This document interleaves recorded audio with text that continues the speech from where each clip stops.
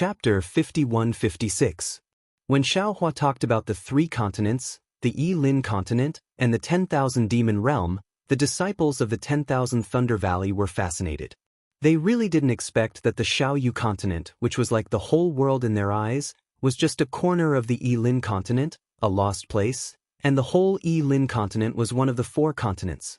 And above the four continents, there was a 10,000 demon realm where the demon clan lived. Looking at Xiang Zhili again, his eyes were even brighter. He gave Wu Qing a look, meaning to discuss with Wu Qing about going to the 10,000 demon realm. Wu Qing rolled his eyes a few times and shook his head slightly. Seeing that Wu Qing ignored him, Xiang Zhili raised his nose, snorted silently, and pricked up his ears to listen. Xiaohua gave a rough account of his experience, which actually took him more than half a day. Everyone in the myriad Thunder Valley was dumbstruck as they listened. After a long while, they came back to their senses. Zhua **** whispered, "Ai, poor Xue." Wu Qing frowned. "Senior brother, how do we break the immortal array?"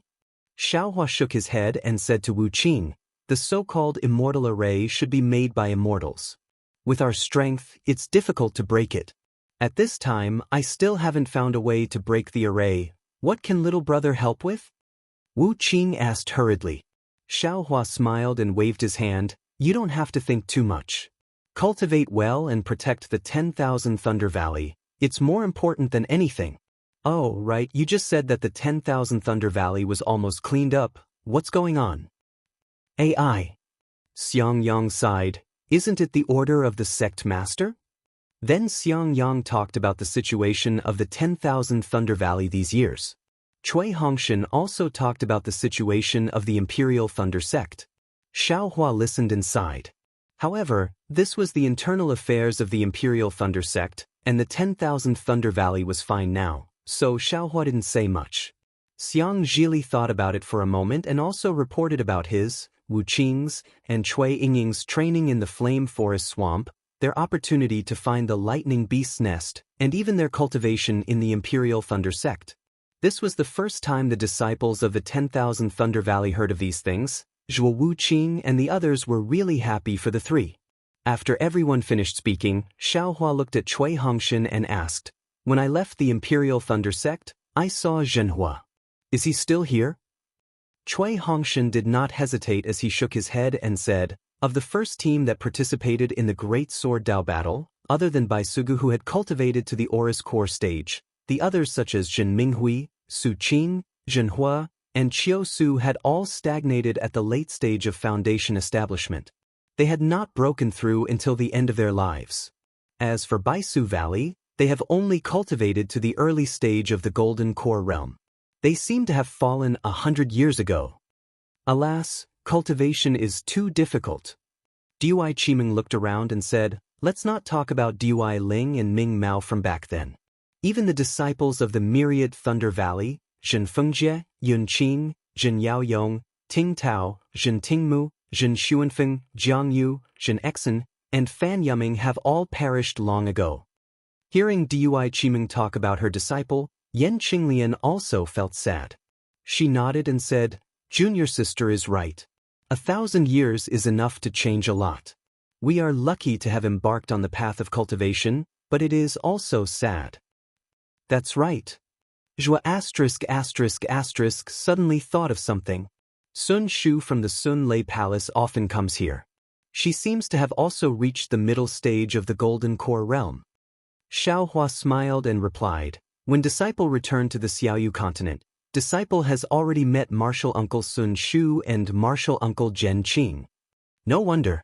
Zhua **** suddenly understood. Then he changed the topic and said, "Also, what's the matter with the fairy Hong Xia that Tian Zhen Yuan mentioned?"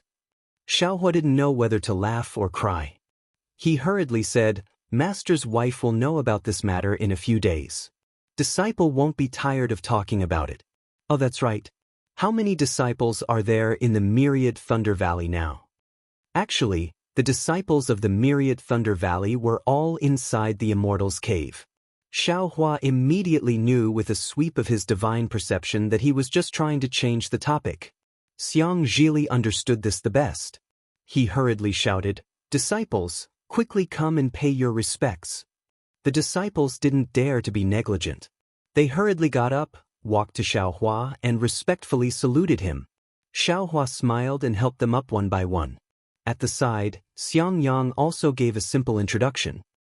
"Now, in my myriad Thunder Valley, other than the younger generation disciples you're familiar with, there are still 19 Foundation Establishment disciples and 20 Aura Refining disciples. They are..." After hearing the last part, Xiaohua raised his eyebrows. He looked outside the Immortal's cave and said indifferently, "The strength of my myriad Thunder Valley is much stronger than before. Why does Fairy Xianhua want to eliminate it?" She acted rashly without carefully investigating. It's really inappropriate. No wonder the Imperial Thunder Sect was targeted by falling star heaven. Cui Hongshan smiled and said, "Sect Master also has his own difficulties. You can't blame him.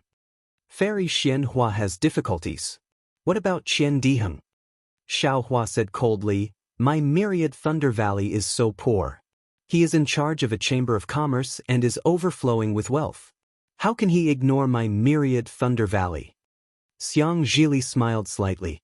Looking at the place where Xiaohua was just looking, a meaningful smile appeared at the corner of his mouth. This was because he had found that outside the myriad Thunder Valley, Qian Diheng and Spiritual Master Quangtian were flying close. Xiaohua didn't hide his words. When Qian Diheng and Spiritual Master Quangtian heard it, they were stunned in midair, not daring to fly half a step forward. Xiaohua was catching up with Zhua **** and the others in the myriad Thunder Valley. He didn't answer Zhua **** about Fairy Hongxia, but Fairy Hongxia in the Sky Patrol City was not idle. In the Sentry City, in a transparent hall that looked like a crystal, there were two groups of cultivators discussing something. Behind the few Foundation Establishment cultivators was Fairy Hongxia, who was frowning deeply. At the right time, several rays of sunlight pierced through the thick clouds like sharp swords, crossing the sky and falling on the roof of the hall. The roof of the hall was transparent, and the falling snowflakes either melted or condensed. Pieces of crystals covered the roof of the hall. Some of the crystals were pentagonal, some were tree-shaped, and stacked together to form a strange crystal world. When the sunlight shone on the crystals, it gave off a strange brilliance. The brilliance passed through the roof of the hall and fell on Fairy Hongxia's body. Fairy Hongxia was still wearing bright red clothes. Her jade-like face was suffused with a beautiful halo in the red. What was special was that when this brilliance surged down, it flashed with resplendent brilliance amidst the red glow, causing the already alluring Fairy Hongxia to become even more alluring. Fairy Hongxia's furrowed brows, drawing out a faint stroke on her beauty. It was truly moving. If there was a bit more, it would be too strong, and if there was a bit less, it would be too light. Fairy Hongxia's gaze did not pay attention to the Kai family disciples in front of her. Instead, she looked at the thick dark clouds and drifting snowflakes outside the hall. She did not care about the sunlight falling on her. That kind of silence was like the settling of a dream in the night, heavy and flying. Inadvertently, Fairy Hongxia seemed to be disturbed by the quarrel between the Kai family disciples and the Yi family disciples. Her jade-like eyelids trembled slightly, and she looked at the Yi family disciples with a gaze that could melt ice. However, before she could see what the Yi family disciples were arguing about, she was suddenly shocked. She looked past the group of disciples and looked at the opposite side of the hall. There, another cultivator was sitting on the same jade chair as Fairy Hongxia. There was also a jade table in front of him, and on the table were spiritual fruits, spiritual tea, and other things. However, this cultivator was staring at Fairy Hongxia like a fool. When he saw Fairy Hongxia looking at him, the cultivator seemed to have woken up from a dream. He hurriedly retracted his gaze and opened his mouth slightly awkwardly. Then, he hurriedly waved his hand and picked up the jade cup on the jade table, and said respectfully, "Come, propose a toast to Fairy Hongxia. I wish that our Yi family and the Kai family will have a successful cooperation." Fairy Hongxia covered her mouth and laughed. She said, "Are you mistaken, Brother Yi? This is spiritual tea, yes, yes." Yi Shixiang hurriedly nodded. He glanced at the jade-green spiritual tea in his hand and said with a smile, There is a fairy sitting in this hall. I thought it was a paradise and got drunk. Come me, propose a toast of success with tea in place of wine. Fairy Wuxia did not raise her cup. Instead, she looked at the busy Kai family disciples in front of her and shook her head. She said, "It is still too early to say that it will be a success. There are too many things that need to be discussed in an alliance between our two families. Moreover, to be honest with you, I have never thought that there would be a Yi family in Huan country, especially since the Yi family has such a deep foundation. Compared to the Yi family, my Kai family is not worth mentioning. I do not dare to slight you, Yi Qiangyu." Hearing Fairy Wuxia's words, Yi Shixiang did not even think about it.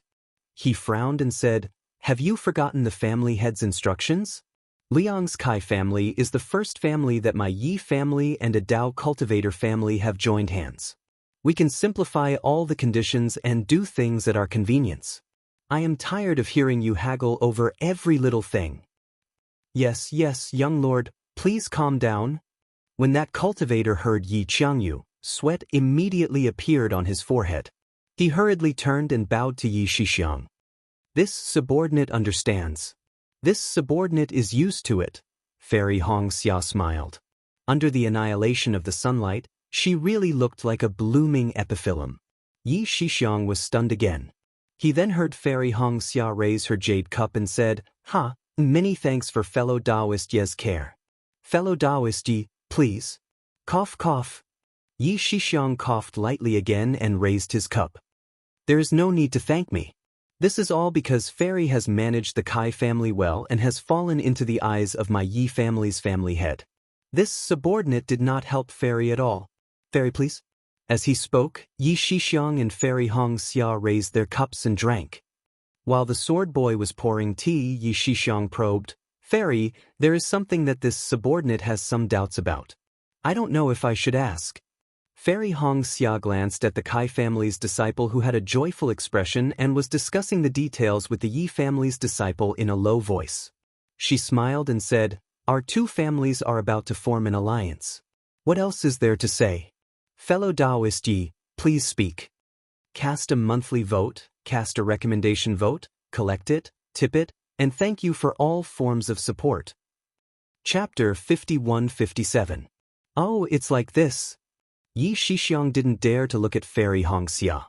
Instead, he lowered his head to look at the spirit tea in front of him and said, "Actually, when Xiao Mao mentioned the Kai family in front of me, my heart was moved. After all, Xiao Mao's vision is very high and I've never heard him speak well of anyone in front of me. After he recommended the Kai family, I didn't dare to believe him too much and immediately had the disciples investigate the Kai family situation as well as Fairy's situation. From the information, I found out that the previous Kai family should have been led by Qin Yang's Kai family. The family head also came from Qin Yang. Lu Yang was considered a side branch and was basically better than nothing. After that, for some unknown reason, Lu Yang's Kai family's strength suddenly increased and faintly showed signs of surpassing Qin Yang's Kai family.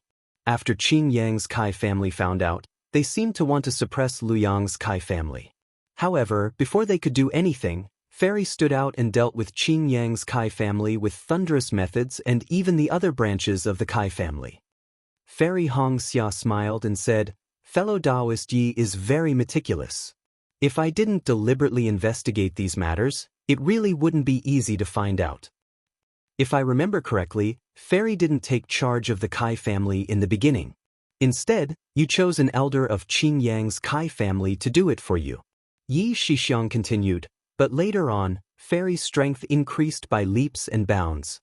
You actually stepped into nascent soul in a short few hundred years. After Fairy reached nascent soul, she immediately returned to Qin Yang from Huanhua sect and asked the family head at that time to pass the family head position to you. You were the family head and established Liang's Kai family as the main branch." Fairy Wuxia still had a smile on her face and said, "That day when I became a nascent soul master, the sect rewarded me. When the sect head received I took advantage of the situation and raised this request. If it was before the spiritual energy of heaven and earth changed, the sect head would definitely not agree. However, at that time, the cultivation aristocratic families were on the rise. Many disciples of the cultivation sects also held positions in the family. Among them, there was no lack of family head positions. Therefore, after some hesitation, the sect head agreed to Ai's request. No, no. Yi Shixiang shook his head slightly and said, Fairy is wrong. This humble one isn't asking about this. What this humble one wants to ask is, when Fairy first took charge of the Kai family, were you beset with difficulties? Not only did she have to suppress the dissatisfaction of the disciples in the clan, but she also had to worry about the attention of the sect. I really don't know how the fairy managed to survive. Even if you're pregnant, it's still difficult for you to run a family as a female cultivator. Sigh. Fairy Hongxia was deeply moved. She sighed and did not say anything more. Fairy Hongxia had always been proud and arrogant. How could she possibly let others know of her sorrow? Others might not know how much perseverance is required, how strong of a hand is required, and how brilliant of a person is required to size up the situation. Yi Shixiang continued, but this one is very clear. It is precisely because of this that I am lazy to hide and not take on any responsibilities in the Yi clan. But after seeing Fairy's experience, I was deeply moved. If a weak woman can do it, why can't I do it? This one must follow Fairy's example and shoulder the Yi clan's present and future on my shoulders. Haha, then congratulations fellow Taoist Yi, congratulations to the Yi clan. Fairy Hongxia squeezed out a smile amidst her bitterness and said, fellow Taoist Yi is working hard and will definitely do better than I. Actually. Yi Shixiang's voice was much softer, like a mosquito. I have ambitions in my heart, but the Yi clan is truly too big. I'm afraid my strength will not be enough. If there is someone to help, perhaps it will be better for the Yi clan, for the Kai family. Yi Shixiang's voice became softer and softer. At first, Fairy Hongxia was still somewhat puzzled. But when she heard the end, a trace of surprise flashed through her eyes. At the same time, a wisp of red clouds blew past and landed on her cheeks like a gust of wind. She hastily opened her mouth to stop Yi Shixiang's whispering and said with a smile, fellow Taoist Yi is overthinking. The Yi clan has such a great foundation, it's simply too easy to find one or two right-hand men to help you. Just like this fellow Taoist Yi Jianghu, he alone is more than 5 people from our Kai family. Yi Shixiang thought that Fairy Hongxia didn't understand and hastily raised his voice. Fairy, what this one said? Unfortunately, before he could finish, there was a commotion outside the hall. An elderly cultivator hastily came in and bowed in front of Yi Shixiang. Young lord, Yi Shixiang was slightly angered. He frowned and said impatiently, what's the matter? That cultivator was clearly stunned. He didn't know why Yi Shixiang was acting like this, but he still said respectfully, there is. At this point, that cultivator hesitated. He glanced at Fairy Hongxia at the side and stopped. If it was before, Yi Shixiang would definitely understand and leave with this cultivator. But now, he almost roared, since you've come to report, then speak clearly. Of course, after venting his anger, Yi Shixiang immediately understood and hastily restrained himself. He smiled at Fairy Hongxia and said, the Kai family and my Yi family have already formed an alliance, there's nothing to hide. Yes, this disciple understands. That Yi family cultivator was greatly alarmed and hastily said carefully, Su Yenyun family's patriarch is outside the hall seeking an audience. Su Yenyun family? Yi Shixiang was even more surprised. He looked at the cultivator and asked, why are they here? I don't think I invited them over, right? It's the patriarch's idea. That cultivator glanced awkwardly at Fairy Hongxia and said softly, he said that since we want to talk, why not talk to a few more families that we can form an alliance with? Let the Su Yenyun family's patriarch leave. Yi Shixiang waved his hand coldly and said, I've already decided to form an alliance with Luyang's Kai family. There's no need to talk to Su Yenyun family anymore. The cultivator hastily said softly, this is the patriarch's idea. Yi Shixiang frowned and was about to berate him when Fairy Hongxia smiled and said, Taoist Yi, the Su Yenyun family's patriarch is Yun Jichong, right? Back then, I also had some friendship with him. According to what I know, the Su Yenyun family is also an aristocratic family with roots. It's an extremely good choice for the Yi family. Since Taoist Yi has already decided to work hard for the family, then you can't not meet the Yun family. Fairy. Yi Shixiang shook his head and said, since I've decided to form an alliance with the Kai family, I definitely won't go back on my words. I won't meet the Yun family's patriarch. Could it be that Fairy wants me to be a fat young master who doesn't keep his words? Or perhaps Fairy doesn't want to form an alliance with my Yi family anymore. Fairy Hongxia waved her hand and said, Taoist Yi misunderstands. I've been sparring with Taoist Yi in Sky Patrol City for so long. Naturally, I want to form an alliance with the Yi family. Moreover, I also hope to be the first aristocratic family in country of Shi to form an alliance with the Yi family. But the first and second don't have any conflicts? Taoist Yi can always form a second alliance with the Yun family. Isn't that so? Yi Shixiang slapped his forehead and exclaimed with a look of enlightenment. Isn't that so? The patriarch didn't say that I can only choose one. If I feel that the Yun family I can form an alliance with the Yun family. At that time, the Yun family, Yi family, and Kai family can also form an alliance. As he spoke, Yi Shixiang bowed exaggeratedly and said, many thanks for Fairy's guidance. I don't dare. Fairy Hongxia hurriedly returned the greeting. Taoist Yi just didn't think of it for the time being. I don't dare to take the credit. Since that's the case, Fairy, please wait here for a moment. I'll be right back. Yi Shixiang stood up and said apologetically. Taoist Yi, feel free to go. Fairy Hongxia smiled and said, with your Yi family's elite disciples watching over here, there won't be any mishaps. No. Yi Shixiang smiled and said, with Fairy here, I can only be at ease. I definitely won't disappoint Taoist Yi. Fairy Hongxia answered very ably and sent Yi Shixiang off with her gaze. After Yi Shixiang left, Fairy Hongxia shook her head slightly and turned back to her jade chair.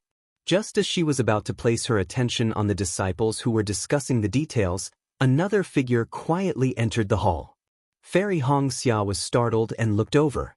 Isn't that Xiao Mao who hasn't shown himself yet? Xiao Mao didn't enter the hall. Instead, he stood at the entrance with a smile on his face. Clearly, this hall was an important place for the discussion with the Kai family at night and he couldn't casually enter. Fairy Hongxia came to her senses and walked to Xiao Mao's side with a smile. Junior brother Xiao, thank you. It seems like the discussion about the alliance between the Kai family and the Yi family is going very smoothly. It won't be long before we sign the alliance agreement. Xiao Mao smiled and said, if that's the case, then congratulations, senior sister. The Yi family is indeed very powerful.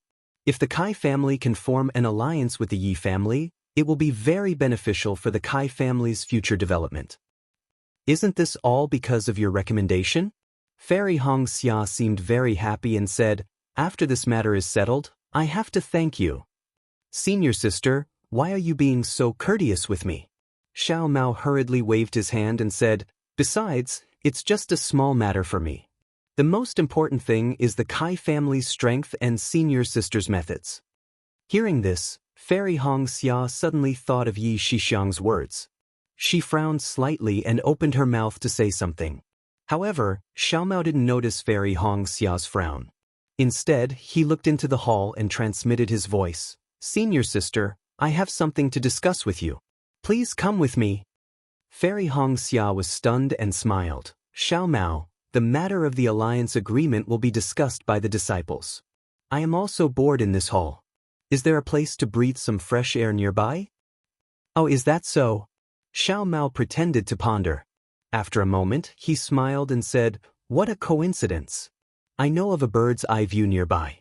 It's a place to admire the beautiful scenery of the snow region. If senior sister wants to go, please come with me. Alright. Fairy Hongxia nodded. She turned around and gave a few instructions to the disciples of the Kai family. Then she followed Xiao Mao out of the hall. Xiao Mao led Fairy Hongxia around a few halls. Sure enough, there was a rather large balcony in front of them. The balcony was covered by a cluster of sword lights. The fluttering snowflakes didn't fall. Standing on the balcony and looking into the distance, one could see a corner of the Sky Patrol City's city wall. Outside the city wall, the continuous mountain ranges were creeping in the snow. Several snow eagles flapped their wings and flew in and out of the clouds. The snowy dance that blocked one's vision covered the vast sky and earth. It was a boundless view of the Northern Kingdom. P.S. Fellow cultivators who like this book, please subscribe to it at Chidian. Vote for it, vote for it, vote for it, give it as a reward. Chapter 51-58. Although Fairy Wuxia had some doubts, she could not help but admire the beautiful scenery. Unfortunately, Xiao Mao was not in the mood to appreciate it. He looked to his left and hurriedly whispered, "Senior sister, I saw Yun Gichong just now." "I know." Fairy Wuxia calmed down and smiled. "Just now, a disciple from the Yi clan said that the head of the Yun clan, Su Yanyan, had come. Yi Shixiang had already gone to receive him. I think it must be Yun Guichong." "So senior sister already knows." Xiao Mao was surprised and asked, "Could it be that the disciple did not hide from you when he reported?" "That disciple did not want to say, but Yi Shixiang asked him to." Fairy Wuxia replied faintly, "I'm afraid he wanted to express his sincerity?" Xiao Mao looked at Fairy Wuxia and said meaningfully, "This young master of the Yi clan can't be underestimated. I feel that I have misjudged him previously." "Not bad." Fairy Wuxia nodded. "When I first saw him, I also thought that he was a playboy. But recently I feel that he is not as simple as you and I thought." Hearing Fairy Wuxia's words, Xiao Mao was greatly relieved. He then said, "However, senior sister, you have to be careful. Yun Zhaochong's arrival may ruin the alliance between the Yi clan and the Kai clan. Senior sister's trip to Sky Patrol City will be in vain, actually." Fairy Wuxia looked at Xiao Mao and smiled. "Whether the alliance is successful or not, I don't care. After all, most of the Yi clan's power is in Huan country. My Kai clan can't rely on the Yi clan for many things. On the other hand, the Yi clan doesn't seem to have enough power in the three countries. Relying on my Kai clan alone is not enough. They still need to contact other aristocratic families like the Yun clan. This is not beyond my expectations." Xiao Mao was stunned at first, then he smiled bitterly and bowed. "I understand now. So I am the one who benefits. Little brother originally wanted to seek some benefits for senior sister." Let's not talk about this anymore." Fairy Wuxia smiled. "It's not right to say that my Kai clan does not benefit at all. Anyway, this is beneficial to both of us." Xiao Mao nodded and said softly, "I understand. However, little brother still has something to discuss with senior sister. Is there anything else?" Fairy Wuxia asked curiously. "Senior sister, have you been in contact with Lu Yang recently?" Xiao Mao looked around again and asked. Fairy Wuxia shook her head and said, "My Kai family doesn't have any disciples in the vicinity of Sky Patrol City. In order to respect the Yi family and reduce the scruples of sword cultivators, I didn't send any messages to my family after arriving at Sky Patrol City." No wonder senior sister didn't notice. Xiao Mao suddenly understood and said, "It turns out that senior sister didn't send a message out of Sky Patrol City at all." "What's wrong?"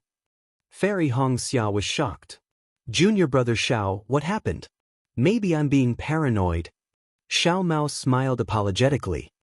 "I've gone to the outskirts of Sky Patrol City to send messages a few times, but I haven't received any reply. If it's not that the message hasn't been sent out, then it's that it hasn't been sent in. In any case, something must have gone wrong. It's fine if it happens once or twice, but if it happens every time, it means that the security of Sky Patrol City has been strengthened. Sky Patrol City has nothing to do with the Yi clan." Fairy Wuxia frowned. "The Yi clan is just borrowing Sky Patrol City's territory. Could this matter be related to the Yi clan?" Xiao Mao looked around and replied in an uncertain tone, "I don't know if Sky Patrol City has anything to do with the Yi clan. But since the Yi clan can occupy these palaces in Sky Patrol City, in the eyes of Sky Patrol City, the Yi clan is no small matter." Fairy Wuxia smiled and said, "Maybe there are some changes in Sky Patrol City. However, I feel that whether it's I or the Kai family of Luyang, we're insignificant in the eyes of sword cultivators. These changes have nothing to do with us. I'll form an alliance with the Yi clan as soon as possible and rush back to Luyang as soon as possible. Xiao Mao thought about it and agreed. Fairy Hongxia was just a nascent sole female cultivator and the Kai family had just emerged. It was impossible for her to be noticed by Sky Patrol City. All these changes could not be related to Fairy Hongxia. That's fine too. Xiao Mao smiled. Senior sister, hurry up and urge Yi Shixiang to settle the matter between the two families and leave Sky Patrol City as soon as possible. Fairy Hongxia and Xiao Mao did not suspect anything. One returned to the main hall while the other left in a hurry. Back to the country of Shi's Imperial Thunder Sect, in the cave of the 10,000 Thunder Valley. Xiaohua's voice fell and Xiang Yang hurriedly explained, Junior brother, you can only say this to us. You must not say it in front of Qian Diheng. Otherwise, you'll hurt junior brother Qian's heart. So, I've misunderstood him? Xiaohua was stunned. He looked at the old jade table and jade chair and was somewhat puzzled. Master Zhua smiled. Of course you've misunderstood Qian Diheng. He and Sun Shu are your good friends. Ever since you went missing, he and Sun Shu often came to my 10,000 Thunder Valley. Of course, Sun Shu did not have any official business and came many times. He was often not in the Imperial Thunder Sect, so he rarely came. But whenever he came back, he would definitely come. He never came empty-handed, more or less, he would bring spiritual stones and elixirs. That's what my 10,000 Thunder Valley deserves. Xiaohua sneered. That year, I gave him a lot of spiritual stones, spiritual herbs, elixirs, and so on. The so-called Rejuvenation Chamber of Commerce was mainly provided by me. Cui Hongshan pondered a little and stood up. Senior brother Xiao, I also want to say a few words of justice for junior brother Qian. And say it. Xiaohua nodded. But under his transcendence energy, the words in the cave were not leaked, so Qian Diheng did not hear it. What senior brother Xiao said is true. Cui Hongshan smiled. After all, the Rejuvenation Chamber of Commerce must have some foundation to be successful. My Imperial Thunder Sect never had this kind of plan, nor did we have this kind of ability. Qian Diheng suddenly established the Rejuvenation Chamber of Commerce. Without senior brother's support, this Rejuvenation Chamber of Commerce couldn't have been established. It can be said that senior brother, even if my 10,000 Thunder Valley took 70% of this Rejuvenation Chamber of Commerce's profits, it's normal. Of course, Xiaohua said proudly. Even 90% is reasonable. Cui Hongshan nodded and said, but senior brother Xiao, you forgot. You threw down a pile of spiritual stones, spiritual herbs, and elixirs, then left and disappeared. How do you expect us Foundation Establishment disciples to bear 90% of the Rejuvenation Chamber of Commerce's profits? 700 years. Do you still expect a person to remember your contributions, to recall them every day and night? To put it bluntly, these things that you left for my 10,000 Thunder Valley, if not for Qian Diheng deliberately diluting and concealing them, they might have been the main reason for my 10,000 Thunder Valley's extermination. Xiaohua smiled faintly and did not say much, hinting Cui Hongshan to continue. Moreover, after the Rejuvenation Chamber of Commerce was noticed by the Great Thunder Hall, my Imperial Thunder Sect increased its investment, and now it has become a famous Chamber of Commerce in the state of Shi. Cui Hongshan understood and continued. In this process, senior brother's contributions have already weakened. Not only senior brother, Qian Diheng himself can't make decisions in many places, let alone take care of my 10,000 Thunder Valley. At this point, Cui Hongshan looked around and pointed at Zhenyu and the others. He said, the number of disciples in 10,000 Thunder Valley increased, but the supplies of Imperial Thunder Palace were limited, and the elixirs that Zhenyu and the others used for cultivation were always insufficient. Although junior brother was in the Thunder Hall, the elixirs that he could find were limited. Now that they were able to step into the Golden Core and Foundation establishment stage, a small portion of the elixirs were provided by Qian Diheng. Xiang Yang was slightly stunned and asked curiously, how come I didn't know about this? Junior brother Qian didn't? Cui Hongshan smiled and said, Senior brother is right. Qian Diheng has a bad impression of junior brother and avoids meeting junior brother. Master's wife just said that every time Qian Diheng returned to the Imperial Thunder Sect, he would come to 10,000 Thunder Valley to pay his respects. Similarly, every time he would send junior brother a message asking about 10,000 Thunder Valley's necessities. Even if junior brother didn't reply, he would still send some elixirs. Fong Liha hurriedly got up and said, "Martial uncle, junior brother doesn't know about these things, but once junior brother met martial uncle Qian outside the Imperial Thunder Sect. He even asked junior brother to bring some elixirs for master. Junior brother can testify to this." Xiang Yang understood and smiled. Let's not talk about other things. Previously, before the 100 Halls competition, Qian Diheng gave senior brother an armor, saying that he found it for crazy heaven. He knew that senior brother was going to the Thunder Arena, so he gave it to senior brother without saying anything. Is that so? Xiaohua smiled and stood up. He looked at the cave and saw that Qian Diheng was already standing there. Although there was a bit of embarrassment on his face, he still walked in firmly. Xiaohua looked at Qian Diheng and asked, "You're here?" Qian Diheng looked at Xiaohua and took a deep breath. He said word by word, "I have already heard what you said just now. Presumably, you wanted me to hear it." I originally wanted to turn around and leave, but I felt that I should make things clear. I did what I should do. Have a clear conscience. If you think... Without waiting for Qian Diheng to finish, Xiaohua walked in front of Qian Diheng, opened his arms, and embraced Qian Diheng. He patted Qian Diheng's back and said with a smile, "Since we are brothers, there is no need to say anything more. Explaining one more word will make the brotherhood forged by time fade. Xiao. Senior brother Xiao." Qian Diheng's body stiffened, his eyes reddened. He patted Xiaohua's back with his hand and said, "I, your father, have never been hugged by a man before. Quickly let go." "Ha!" Xiaohua laughed and let go of his arms. He pointed to the jade chair next to him and said, "Sit down. I already saw you just now, but at that time, things were urgent and I didn't have time to talk to you. You don't have to take it to heart."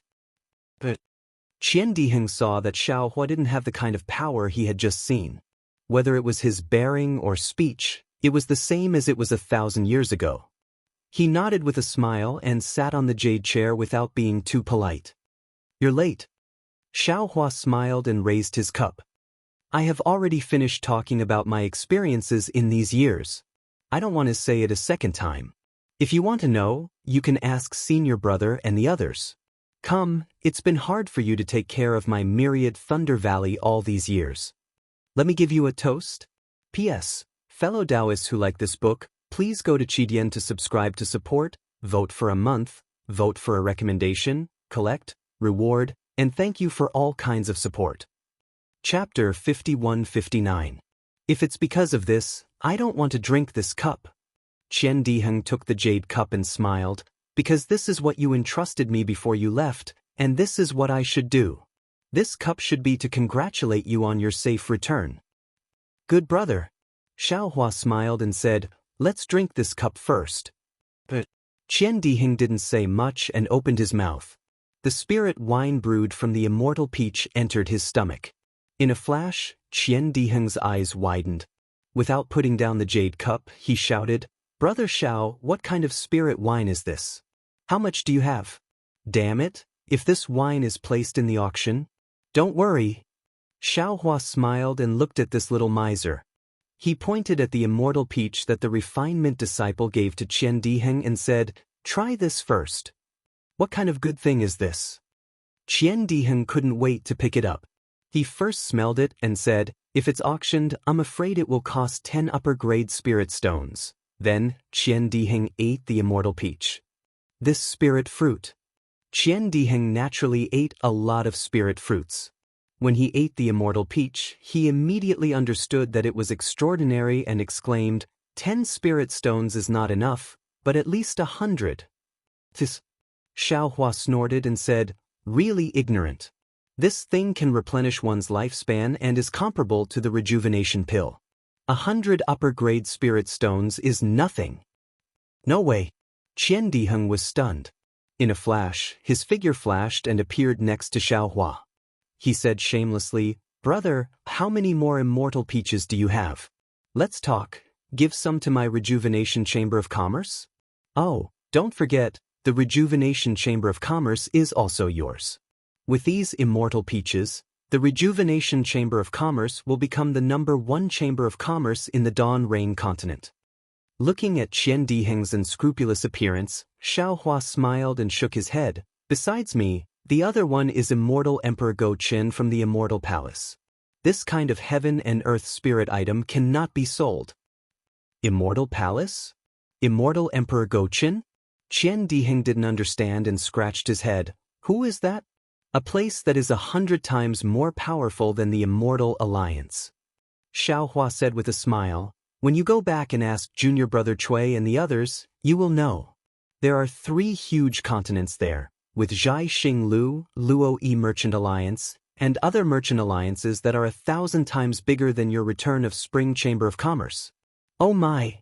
Qian Diheng understood and shouted, Senior Brother Xiao, so you went to the Defeat Oak Immortal Union? Well, more or less.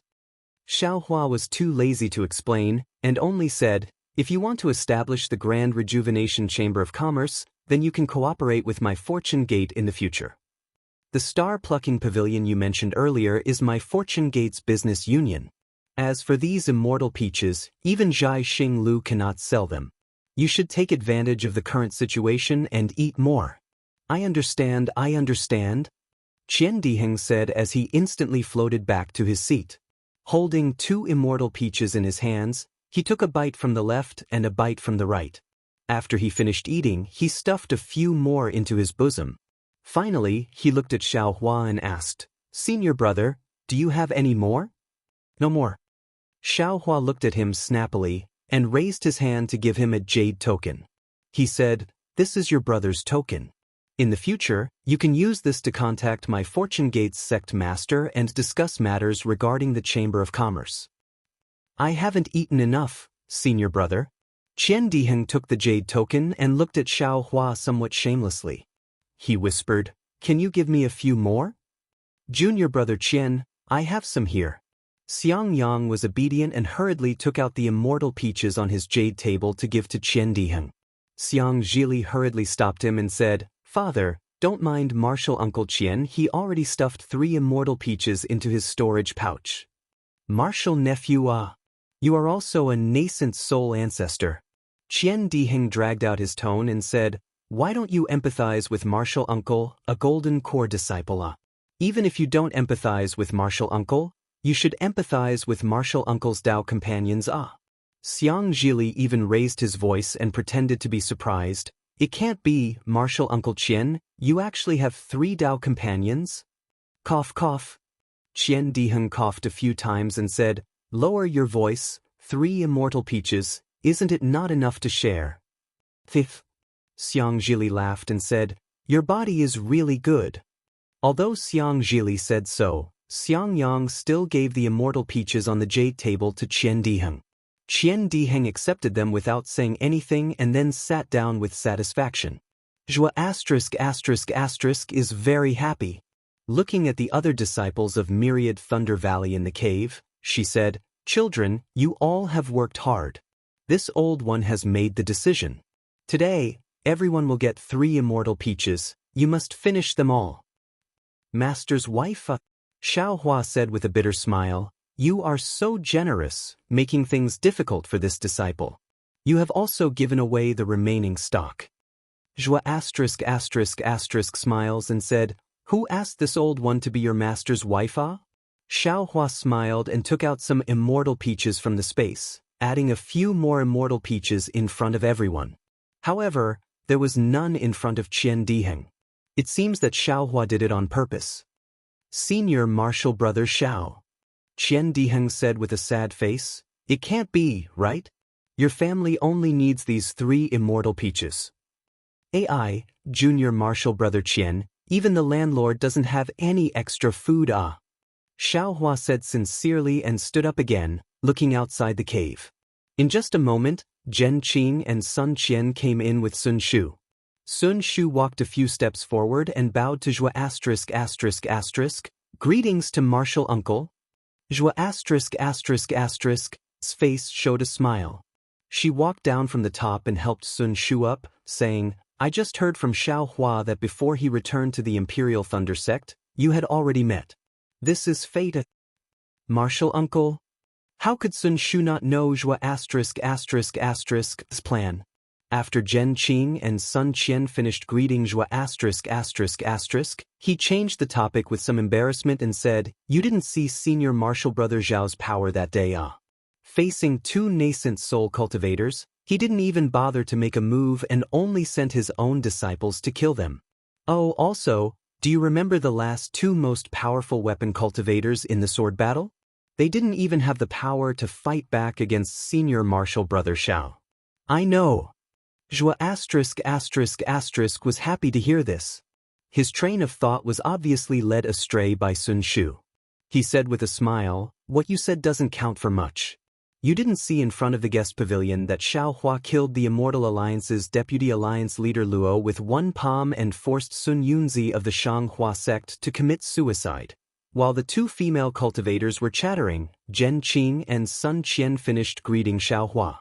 Zhen Qing sighed and said, Spiritual Master Xiao, I have seen you before. Logically speaking, there is no need for me to come see you now, but, after hearing your great power and saving my Imperial Thunder Sect from the danger of being destroyed, I feel that I should still come and thank you. Martial uncle is too polite. Xiao Hua said with a smile, This is what I should do. Since Spiritual Master doesn't forget his roots, I am relieved. Zhen Qing didn't delay and replied, I have finished thanking you, so I won't disturb the reunion of the 10,000 Thunder Valley disciples. Goodbye. Oh. Xiao Hua was slightly stunned and hurriedly said, Martial uncle, why don't we drink a cup of spiritual wine first? Zhen Qing looked at Sun Qian and said meaningfully, What is lost is lost. What should be gained now is lost. What is missed may not be missed. There is still time to redeem it. After saying this, Zhen Qing turned and left with Sun Qian, not calling Sun Shu again. Xiao Hua immediately understood Zhen Qing's meaning. Zhen Qing didn't come to thank the Imperial Thunder Sect for their grace. He clearly came to pull the female supporting lead. Xiao Hua helped him and Sun Qian get married, so he also wanted Sun Shu to be with him. Xiao Hua felt awkward but also grateful. He sent Zhen Qing and Sun Qian out of the cave. When they reached the entrance of the cave, Zhen Qing seemed to have thought of something and said, Spiritual Master Xiao, there is no need to send us off. There is something I didn't want to say, but since we are here, it's better to say it. Martial uncle, please say it. Xiao Hua said with a smile, Why are you being so polite with me? It is impossible for a person to make mistakes in their life, but if they know they are wrong. Zhen Qing said with slight hesitation. However, before he could finish, Xiao Hua shook his head and said, Martial uncle, please don't say it. I can forgive some people for their mistakes, but some people are ungrateful and even bite the hand that feeds them. I can forgive them if I don't kill them. Why should I forgive them? Bite the hand that feeds you? Zhen Qing was stunned and asked curiously, That's not possible, right? Xiao Hua said with a smile, Martial uncle wasn't in the Imperial Thunder Sect before, so you naturally don't know about the 100 Palace competition. My 10,000 Thunder Valley senior brother was almost beaten to death. How can I forgive him? Zhen Qing was a bit embarrassed and said with a smile, I see. Since that's the case, just pretend I didn't say anything. Yes, Martial uncle, please. Xiao Hua said with a smile, In the future, if you need anything, you can come to the 10,000 Thunder Valley. Wuxia and the others should be able to help. Zhen Qing cupped her hands. Sun Qian didn't say anything and accompanied Zhen Qing with a happy expression. At this moment she was flying in the air and said in a low voice, Taoist Master Xiao, didn't you say it before? Giving others a chance is also giving yourself a chance. Today I will say these words to you. Sun Shu is a good girl. Cough cough. Xiao Hua hurriedly coughed a few times and said, Thank you, Taoist son.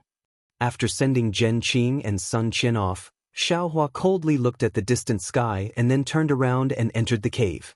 Inside the cave, Sun Shu was beaming with joy as she told everyone about how Xiaohua killed Taoist Master Soaring Dragon and Fairy Luohua. Seeing Xiaohua return, she paused for a moment. Clearly, she was clear about Zhen Qing and Sun Qian's intentions. Following Sun Shu's gaze, Qian Diheng also had a complicated gaze. Qian Diheng came to see Xiaohua, but more importantly, he wanted to bring Taoist Master Kuangtian to ask for forgiveness from Xiaohua. However, with just a few words from Xiaohua, Qian Diheng felt that there was a gap between him and Xiaohua. He couldn't even protect himself, so naturally, he couldn't bring Taoist Master Kuangtian along. After Qian Diheng told Xiaohua about the matter, he kept trying to find an excuse to talk about Taoist Master Kuangtian. However, he tried a few times. Facing Xiang Yang, who was almost killed by Qian Ding, and facing Xiang Zhili, who already knew his intentions and was always on guard against him, he couldn't find an opportunity to talk. At this moment, Qian Diheng saw Xiaohua come in and hurriedly got up. However, before he could get up, Xiang Zhili walked over with a smile and a jade cup in his hand and said, "Martial Uncle Qian, come, let this little nephew toast you." P.S. Fellow Taoists who like this book, please go to Qidian to subscribe to support, vote for a monthly vote, vote for a recommendation vote, collect, gift. Chapter 5160. Alas! Seeing Xiang Zhili stop him again, Qian Diheng simply sighed and said, "Xiang Zhili, you're also a nascent soul master now. Don't lower yourself to the same level as a Jindan disciple, okay?" Xiang Zhili smiled and said, "Look at what martial Uncle Qian is saying. You're my martial uncle. How can I lower myself to your level? Your words are the golden rule in this little nephew's opinion. In that case, don't stop me," Qian Diheng said and was about to walk away again. Unfortunately, how could Xiang Zhili let Qian Diheng pass? He smiled and said, "If martial uncle wants to leave, you have to drink this cup, right? Martial uncle drank a lot with you just now. What's this cup for?" Qian Diheng saw that he couldn't pass and could only ask, "As long as you say it clearly, martial uncle will naturally drink it." "Ehe, is there a need to say it?" "Of course, it's to thank your heavenly Thunder Palace for taking care of me during the 100 Halls competition," Xiang Zhili said with a smile. "Of course, I have to thank martial uncle for taking out the spiritual armor before my father went up on stage." Alas, martial nephew Xiang. Hearing this, Qian Diheng let out a sigh of relief. Without saying a word, he drank the spiritual wine first and then said, "Your words have touched my heart. Martial uncle must drink this wine. But after drinking it, you have to listen to martial uncle's words." "Yes, martial uncle, please say it," Xiang Zhili replied with a smile. "I know you hate my great-grandfather, and I also know his attitude towards the myriad Thunder Valley was really unfair," Qian Diheng said in a low voice. "But look at it the other way around. If it weren't for his support, I wouldn't have been able to control the Rejuvenation Chamber of Commerce for so long, and I wouldn't have been able to take care of the myriad Thunder Valley. In fact, every time I came to the myriad Thunder Valley, he knew and even scolded me many times. However, he didn't forcefully stop me. This is your business." Xiang Zhili's face was somewhat cold as he replied, "If it weren't for your concern for the myriad Thunder Valley, if it weren't for you being his son, how could he have tacitly allowed you to come? The gratitude of the myriad Thunder Valley can only be placed on you. It's impossible for it to fall on him.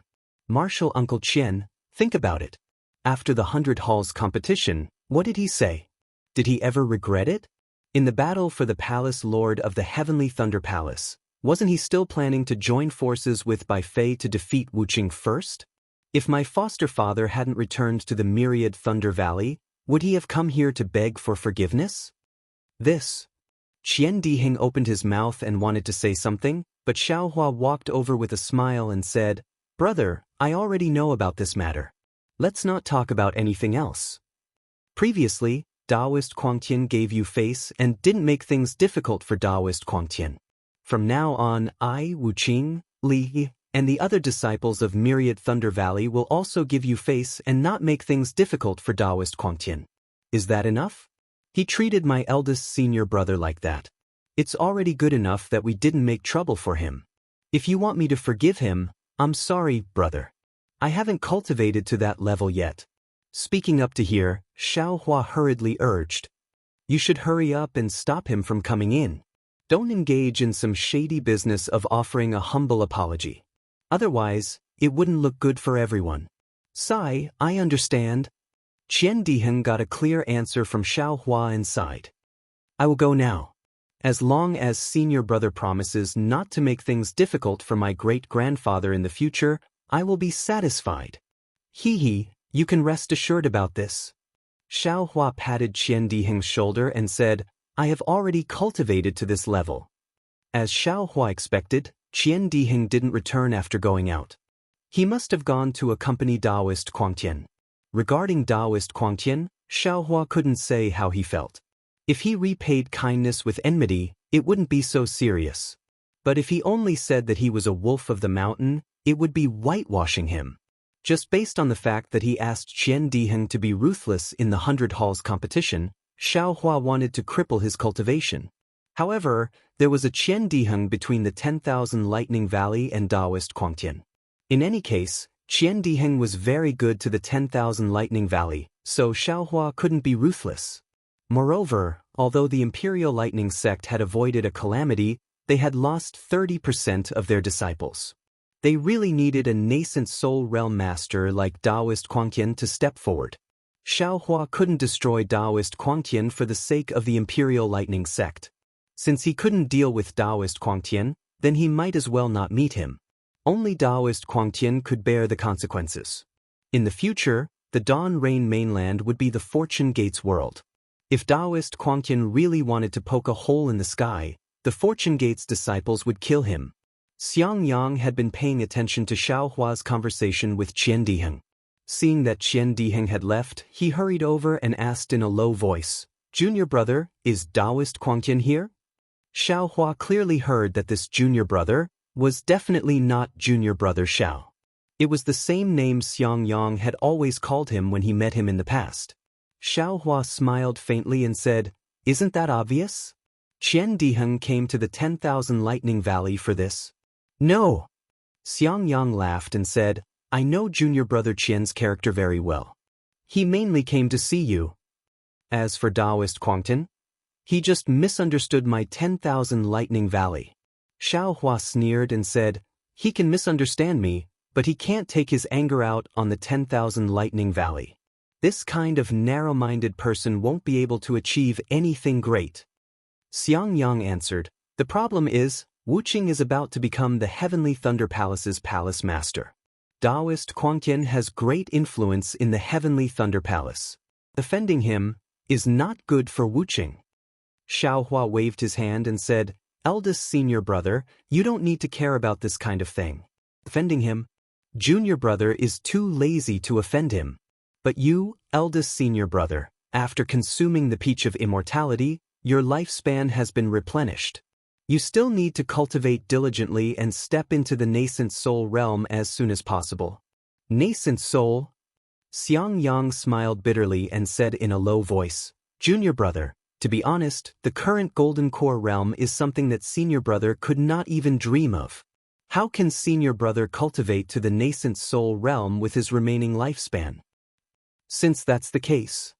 Xiaohua patted Xiang Yang's shoulder with a smile and said, Eldest senior brother, come with me. I'll help you repair your gold core, and then I'll teach Li and the others about the Tao of lightning cultivation. But Xiang Yang hurriedly nodded when he heard that Xiaohua wanted to teach Xiang Zhili and the others. But before he could turn around to call Xiang Zhili, Zhuahongzhu called out, Xiaohua, quickly come over here.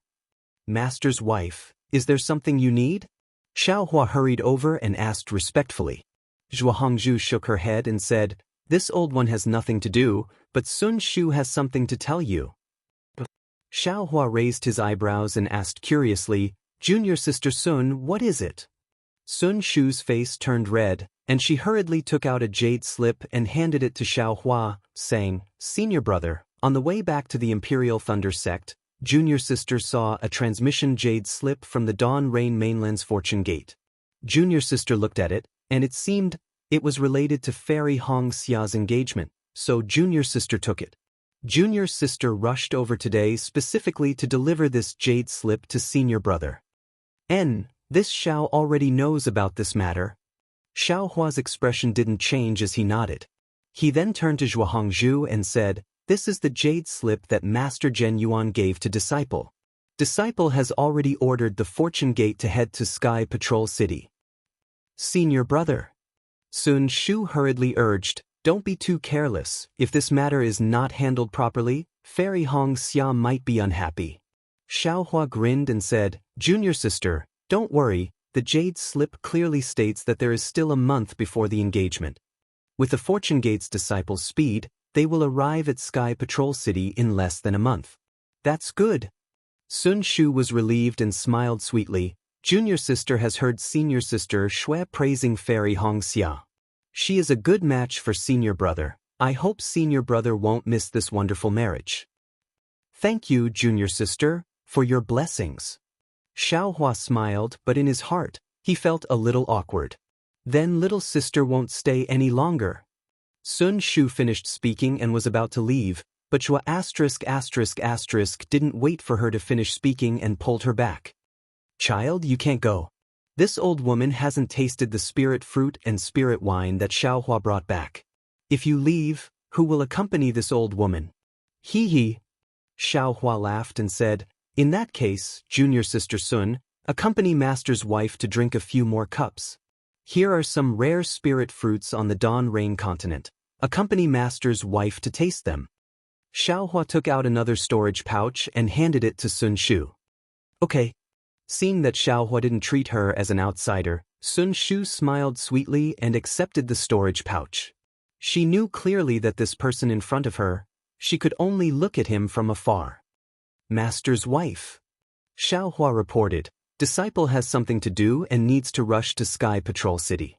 Disciple wants to take advantage of the time to help senior brother repair his gold core and give Wuqing and the others some pointers in their cultivation." Good. Zhuangzhu heard and said good a few times, urging, "Go quickly." "Oh, right, call Qinglian, Hongshan and Qiming together." Xiao Hua didn't intend to call the three of them, but after thinking for a while, he smiled and said, "Okay." Xiang Yang was at the side. After hearing, he hurriedly transmitted a message to Cui Hongshan and the others.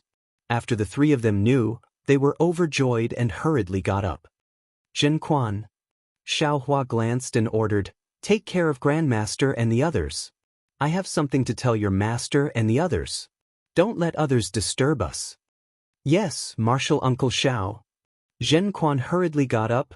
Zhen Yetao and the others also hurriedly left their seats. "I'll go take a look at my cave residence. You all don't have to come out," Xiao Hua said with a smile and hurriedly led Xiang Yang and the others out of the cave residence. Although Xiao Hua said so, the disciples didn't dare to take it seriously. They still got up and sent them out, even to the front of Xiao Hua's cave residence. Xiao Hua entered the cave residence and saw that everything was the same as before. He smiled and said to Xiang Yang, "Senior brother, you're considerate." Xiang Yang shook his head and said, "We basically don't come to your cave residence. It's Li Or and the others who cultivate here." "Father." Xiang Zhili shrugged and said, "There's no other way. Foster Father's cave residence is very rich in heaven and earth spiritual qi. It's the most suitable place for cultivation in our myriad Thunder Valley. Boy doesn't come here, where can he cultivate? P.S. Fellow Taoists who like this book, please subscribe to it at Qidian, vote for it, donate it, and thank you for all forms of support. Chapter 5161. Senior Brother Zhao's luck is the best. Dui Qiming covered her mouth and laughed.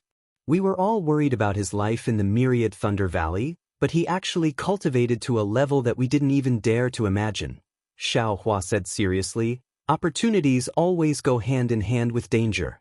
Although I've cultivated successfully, the process was extremely dangerous. The slightest carelessness could have led to eternal damnation. These few hundred years to me are practically tens of thousands of years." "Yes, I understand." Dui Qiming's expression turned cold, and she hurriedly replied, "Thank you for your guidance, senior brother." After Xiao Hua finished speaking, he rubbed his hands together, and several rays of crystal light fell into the void, sealing off the cave. Only then did he say, "Of course, I won't deny that this Zhao's luck far surpasses your imagination. Otherwise, I wouldn't have been able to cultivate to such a level in such a short time." Foster father. Xiang Zhili couldn't help but call out, "What level are you at now?" Although Xiaohua had told everyone about his experiences, he never liked to show off. Things like killing a great saint of the demon race or killing a demon venerable of the demon race were all brushed aside by him, so Xiang Zhili and the others weren't clear about Xiaohua's strength. Just as Zhua **** thought, he was at most at the fusion stage. Xiaohua hesitated for a moment, then said, "Foster father, you're already a supreme of the human race. You might ascend soon." Everyone was shocked, and they all opened their mouths, not knowing what to say. In their minds, ascension was just a word. They didn't know what ascension meant, or what kind of strength one needed to achieve it. No need to think too much. Xiaohua waved his hand and said, "I'm your senior brother, junior brother, or foster father, no different from before." Boy understands." Xiang Zhili giggled and said, "Then foster father, hurry up and ascend. Boy will also go to the immortal world to find you after he ascends." Xiang Zhili smiled, and Xiang Yang and the others smiled as well. Their previous solemn expressions slowly disappeared. Xiaohua looked at Xiang Zhili, then at the others, and said with a smile, is right. In the entire Imperial Thunder sect, only you few have hope of ascending. Don't forget that all of you have either used the Thunder Beast's inner core to supplement your Taoist foundation or were born from the Thunder Beast's inner core. Your innate foundation is far superior to that of ordinary people. That's why I took the time to talk to you about the Tao of Lightning Cultivators. I hope that you can successfully cultivate the true lightning escape technique. Yes, boy understands. Xiang Zhili hurriedly replied. Everyone else nodded in agreement. Xiaohua said to Xiang Yang, "Eldest senior brother, let me borrow your broken Jin Dan." Howell said. When Xiang Yang heard that his son had a chance to ascend, he was so happy that he couldn't even close his mouth. Not to mention borrowing his Jin Dan, he was even willing to cut off his head. Seeing Xiang Yang agree, Xiaohua raised his hand and grabbed, imprisoning Xiang Yang's body. With a wave of his hand, Xiaohua pulled Xiang Yang in front of him, and then pointed with his finger. Chua. A shadow flashed above Xiang Yang's abdomen, and a curtain of light flickered, revealing the shattered golden core in front of everyone. "Take a look." Xiaohua said, "This is the Jin Dan, formed by the condensation of true essence. It contains the laws of heaven and earth and contains the spiritual energy of heaven and earth." Seeing Xiaohua preach again, Xiang Zhili and the others didn't dare to delay. They hurriedly sat down cross-legged and listened attentively. Xiaohua explained the Jin Dan while urging his magic power and divine ability to repair it. When the Jin Dan was repaired, he explained the nascent soul formation technique. Once the nascent soul formation technique was completed, he talked about the spirit severing stage, body fusion stage, and other profound secret techniques one by one. It was 100 times more detailed than the previous discussion. Wu Qing, Xiang Zhili, and Cui Yingying were still fine. They felt an indescribable itch in their hearts when they heard the benefits. However, Xiang Yang, Yan Qinglian, Cui Hongshan, and Dui Qimeng were confused. However, they also knew that this was the greatest opportunity in their lives. Although they couldn't understand, they still tried hard to remember it. After he finished talking about ordinary cultivation techniques, Xiaohua once again talked about the thunder controlling sect's thunder evasion technique, which was mixed with the most basic cultivation technique, and talked about it again. Xiaohua had completely cultivated the thunder evasion technique, so he knew the secret of it. During his explanation, he generously gave out rare items like fire essence flame crystal, wood essence flame crystal, earth essence yao milk, water essence ice essence, metal essence rising essence, and other rare items. He also gave out the 5 elements evasion technique, and so on. After he spoke for 10 days and 10 nights, when he finished speaking, Xiaohua raised his eyes to look outside the cave and said, "The thunder controlling sect's thunder evasion technique is indeed complete, but in reality, it lacks a supplementary cultivation method. Ordinary thunder-controlling sect disciples find it difficult to reach great accomplishment. You all have fate with the thunder beast, and your bodies borrow the power of thunder and lightning. Therefore, with the spiritual items I gave you, there is hope that you can cultivate the thunder evasion technique to great accomplishment. Great accomplishment of the thunder evasion technique is enough to allow you to enter the great accomplishment stage. By the time Xiaohua finished speaking, the entire immortal cave had gone silent for an entire meal. Thank you, junior brother. Xiang Yang opened his eyes, and an indescribable feeling emerged from the bottom of his heart. He had cultivated for his entire life, but never once had he listened to such a rich lecture. Xiaohua looked at the other people sitting cross-legged and said with a smile, "Senior brother, your aptitude is the worst. However, you have the advantage of tenacity. Slowly cultivate, your future path is still long. Cultivate to wherever you can, and if you encounter a bottleneck that you can't break through, you don't have to take too many risks." "Yes, I know this the best," Xiang Yang said with a simple and honest smile. "As I said before, if it weren't for junior brother, I'm afraid I wouldn't even be able to enter the late stage of foundation establishment. Thank you, junior brother." While speaking, Yan Qinglian also woke up and hurriedly bowed.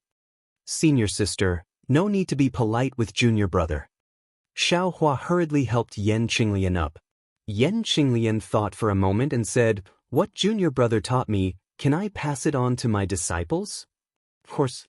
Xiaohua agreed without hesitation. "They are disciples of the myriad Thunder Valley, so naturally you can pass it on. However, their physical aptitudes are not good, so don't place too much hope on them." "I know," Yan Qinglian said with a smile. "The lightning evasion technique has never been something that disciples of the palace branch like us can cultivate. The Jin Quan, Jin Yetao, and the others can cultivate it. Even if they can't achieve anything, they will be extremely happy." Dui Qiming and Cui Hongshan also woke up a moment later, and the two sighed with emotion and thanked Xiaohua again. "Let's go." Xiaohua looked at Wu Qing and the others behind him and said, "No matter what, they have to comprehend it for another half a day." Fairy Xianhua outside the cave has been waiting for a long time. "Yes, we will listen to senior brother Xiao," Cui Hongshan and the others said, and walked out of the cave with Xiaohua like stars surrounding the moon. Outside the cave, Fairy Xianhua and the other masters of the 7 lightning palaces were respectfully standing there, not daring to even breathe loudly. Seeing Xiaohua and the others come out, Fairy Xianhua hurriedly stepped forward and bowed. Disciple Xianhua represents the disciples of the Imperial Thunder Sect to thank Taoist Xiao for his kindness in teaching us. Disciple and the others thank Taoist Xiao for his kindness in teaching us. Lei Meng Taoist and the others also hurriedly bowed. Xiaohua didn't dare to let Lei Meng Taoist salute like that day in front of the mountain gate. He simply waved his hand and helped everyone up and said with a smile, "Don't thank me. This old man has already said that this is what I owe the Imperial Thunder Sect, and I must return it to the Imperial Thunder Sect." Fairy Xianhua and the others couldn't continue bowing and had to stand up. Fairy Xianhua said with a smile, "Speaking of which, this junior owes senior too much. This junior was reckless back then, and this junior doesn't know how to make up for the previous mistake." Xiaohua waved his hand and said, "The past is the past, there is no need to mention it again. Moreover, what you did that day was not wrong. This Xiao has indeed violated the rules of the Imperial Thunder Sect's founder, and this Xiao has never thought of blaming you for this matter. This junior understands, and this time," Fairy Xianhua said again, "cleaning up the myriad Thunder Valley is this junior's fault." Hearing this, Xiaohua didn't know whether to laugh or cry. He hurriedly looked at Lei Meng Taoist and said, "Lei Meng Taoist, did you say that Fairy Xianhua was wrong?" Lei Meng Taoist was stunned, as he didn't expect Xiaohua to suddenly ask him. He only hesitated for a moment before answering. Sect Master's starting point is correct. Cleaning up the redundant palace branches is feasible, but there are some shortcomings in the implementation. Sometimes, one is too rigid and can't listen to the opinions of others. It's easy to be taken advantage of by evil people. Yes, this junior understands. Fairy Xianhua looked at Xiaohua respectfully and replied, "Of course." Lei Meng Taoist didn't stop and said again, although Sect Master has made so many mistakes, Sect Master still has the Imperial Thunder Sect in his heart and didn't give up or compromise at the most critical moment. This alone is enough to gain our support. This seat is ashamed. Fairy Xianhua's face was slightly red, and she bowed to Lei Meng Taoist and the others. Sect Master is too polite. The palace masters of the Lightning Palace hurriedly returned the bow and said with a smile, if there is anything in the future, it's better to discuss it more. Of course, of course. Fairy Xianhua nodded. Seeing you all so united, this old man can be at ease. Xiaohua said with a smile. However, although the Imperial Thunder Sect wasn't exterminated this time, it actually suffered a great loss. Moreover, according to the calculations of the Falling Star Heaven, there might be other arrangements in the sect that need to be cleaned up as soon as possible. Fairy Xianhua was very happy to see that Xiaohua was still concerned about the Imperial Thunder Sect. She explained the specific situation and finally said, this junior has already asked the palace masters to clean up the rebels. Now that the Falling Star Heaven has been attacked by senior, their various schemes will definitely fail. Xiaohua nodded and looked at everyone. In the end, he took out 7 storage pouches and handed them to the 7 people, saying, you all have been cultivating endlessly, so I'll give this to you. I hope that you all can reach a higher level of enlightenment. Senior. Fairy Xianhua was stunned and hurriedly waved her hand, saying, this junior doesn't dare to ask for more. Senior has given our Imperial Thunder Sect too many things. That's for the Imperial Thunder Sect, these are for you all. Xiaohua waved his hand, and the 7 storage pouches were placed in front of each person, and said with a smile, this Xiao has stayed in the Imperial Thunder Sect, so I know your hardships. Back then, Taoist Miyu racked her brains for the water elemental ice essence, but in the end, I'm afraid that she didn't get it. Today, this Xiao will fulfill your wish. I hope that you all can cultivate more and worry more about the affairs of the Imperial Thunder Sect. Don't waste unnecessary energy on other things. P.S. Fellow Taoists who like this book, please go to Qidian to subscribe to support, vote for a month, vote for a recommendation, collect, reward, and thank all forms of support. Chapter 5162. Hiss. Everyone sucked in a breath of cold air when they heard this. When they checked the storage pouch, they were so shocked that they didn't know what to do. Everyone looked at each other and nodded. They carefully put away the storage pouch. Fairy Xianhua hesitated for a moment before saying, Senior, you. When she spoke up to hear, Fairy Xianhua was unable to continue. Seeing Fairy Xianhua's awkward expression, Thunder Talisman Taoist smiled and said, since that's the case, let this old man say it. What's wrong? Xiaohua was a little confused and asked. Thunder Talisman Taoist said, Taoist Xiao, you were originally a disciple of my Imperial Lightning Sect. 700 years ago, senior sister Xianhua expelled you from the Imperial Lightning Sect and became the biggest joke in my country. Now that you have returned with a supreme divine ability, senior sister Xianhua wants to, hee. Hearing Thunder Talisman Taoist bring up the past, Xiaohua laughed and interrupted him before he could finish. This Xiao is not in the Imperial Lightning Sect, but the Myriad Lightning Valley is in the Imperial Lightning Sect. This Xiao won't say anything unnecessary. Yes, Junior understands. Fairy Xianhua bit her lips and hurriedly asked, Junior knows that Senior's fortune gate is 100 times stronger than the Imperial Lightning Sect. In the future, the fortune gate will definitely dominate the 3 countries. Junior, oh, this Xiao understands. Xiaohua slapped his forehead and took out a jade slip. He wrote something on it and handed it to Fairy Xianhua with a smile. Don't worry about this matter. My fortune gate has already established a sect at Yellow Flower Ridge. If you want to form an alliance, you can go to Yellow Flower Ridge. The fortune gate sect master is this Xiao's disciple. They will take care of the Imperial Lightning Sect. Junior thanks. Fairy Xianhua was overjoyed. She received the jade slip and thanked Xiaohua again. At this time, a demonic wind blew in the sky. Fairy Xianhua was startled. The black bear spirit brought Venerable Zhen Yuan and 2 cultivators fell from the sky with his paws. The moment the black bear spirit landed, he immediately knelt and kowtowed. Reporting to Sect Master, this little one was ordered to bring 2 spirit-severing brats here. The black bear spirit general shook his left paw and the old man with white hair and a youthful face fell to the ground. He said, "This is Feng Shu from the Immortal Ascension Gate."